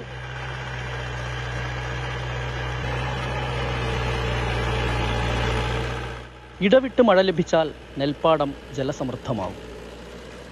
മഴ പെയ്ത് നീരണിഞ്ഞിരിക്കുന്നു പാലക്കാടൻ പാടങ്ങൾ. ഇനിയും ലഭിക്കണം 1-2 ഇടമഴ. അതിനുശേഷം ഞാറ്റടിയുടെ കാലമാണ്. എന്തായാലും കാലവർഷം കൃത്യസമയത്ത് തന്നെ എത്തിക്കഴിഞ്ഞാൽ ഇവിടുത്തെ കർഷകർക്ക് പ്രശ്നമില്ല, അല്ലെങ്കിൽ വീണ്ടും പ്രതിസന്ധിയിലേക്ക് പോകും. ക്യാമറാമാൻ പ്രജിത്ത് കോങ്ങാടിനൊപ്പം S വിനേഷ് കുമാർ, ന്യൂസ് 18 പാലക്കാട്. തിരുവനന്തപുരം വെങ്ങാനൂർ പൗർണമിക്കാവ് ബാലത്രിപുര സുന്ദരി ദേവീക്ഷേത്രത്തിൽ പുതുതായി 3 ദേവി വിഗ്രഹങ്ങൾ പ്രതിഷ്ഠിക്കുന്നു. ഒറ്റ വെണ്ണക്കല്ലുകളിൽ കൊത്തിയ വിഗ്രഹങ്ങളാണ് പ്രതിഷ്ഠിക്കുക. ആദിപരാശക്തി ദേവി, ദേവിയുടെ കാവൽക്കാരായ ദുർഗ, രാജപാതാംഗി സിംഹം, നന്ദികേശൻ എന്നിവയാണ് ക്ഷേത്രത്തിൽ പ്രതിഷ്ഠിക്കുക. രാജസ്ഥാനിലെ ജയ്പൂരിൽ നിന്ന് വിഗ്രഹങ്ങൾ ഘോഷയാത്രയായി ഇന്നലെ ക്ഷേത്ര പരിസരത്ത് എത്തിച്ചു. ജൂലൈയിൽ രാജ്യത്തെ വിവിധയിടങ്ങളിൽ നിന്നെത്തുന്ന 100ഓളം സന്യാസിമാരുടെയും പുരോഹിതന്മാരുടെയും കാർമ്മികത്വത്തിൽ ദേവി വിഗ്രഹങ്ങളുടെ പ്രാണപ്രതിഷ്ഠ നടക്കും. ദ്വാരകാ മഠത്തിൽ നിന്നെത്തുന്ന കൃഷ്ണ ദേവാനന്ദ ഗിരി മഹാരാജ് പ്രാണപ്രതിഷ്ഠാ ചടങ്ങിൽ മുഖ്യാതിഥിയായിരിക്കുമെന്ന് ക്ഷേത്രം മുഖ്യ കാര്യദർശി MS ഭുവനചന്ദ്രൻ പറഞ്ഞു. സ്വർണം വെള്ളി നിരക്കുകൾ നോക്കാം. കവിത ഗോൾഡ് ആൻഡ് ഡയമണ്ട്സ് ഇന്നത്തെ സ്വർണം വെള്ളി നിരക്കുകൾ നിങ്ങൾക്കായി സമർപ്പിക്കുന്നത്. വലിയ സ്വപ്നങ്ങൾ, വലിയ സന്തോഷങ്ങൾ, വലിയ collection. Kavitha gold and diamonds. സ്വർണം 22 ക്യാരറ്റ് 6725, പവൻ 53,800. സ്വർണം 18 ക്യാരറ്റ് 5595, പവന് 44,760. വെള്ളി ഗ്രാമിന് 90, കിലോയ്ക്ക് 90,000. കവിത ഗോൾഡ് ആൻഡ് ഡയമണ്ട്സ് ഇന്നത്തെ സ്വർണം വെള്ളി നിരക്കുകൾ നിങ്ങൾക്കായി സമർപ്പിക്കുന്നത്. വലിയ സ്വപ്നങ്ങൾ, വലിയ സന്തോഷങ്ങൾ, വലിയ collection. Kavitha gold and diamonds. പകൽ വാർത്ത പൂർണ്ണമാകുന്നു. നമസ്കാരം.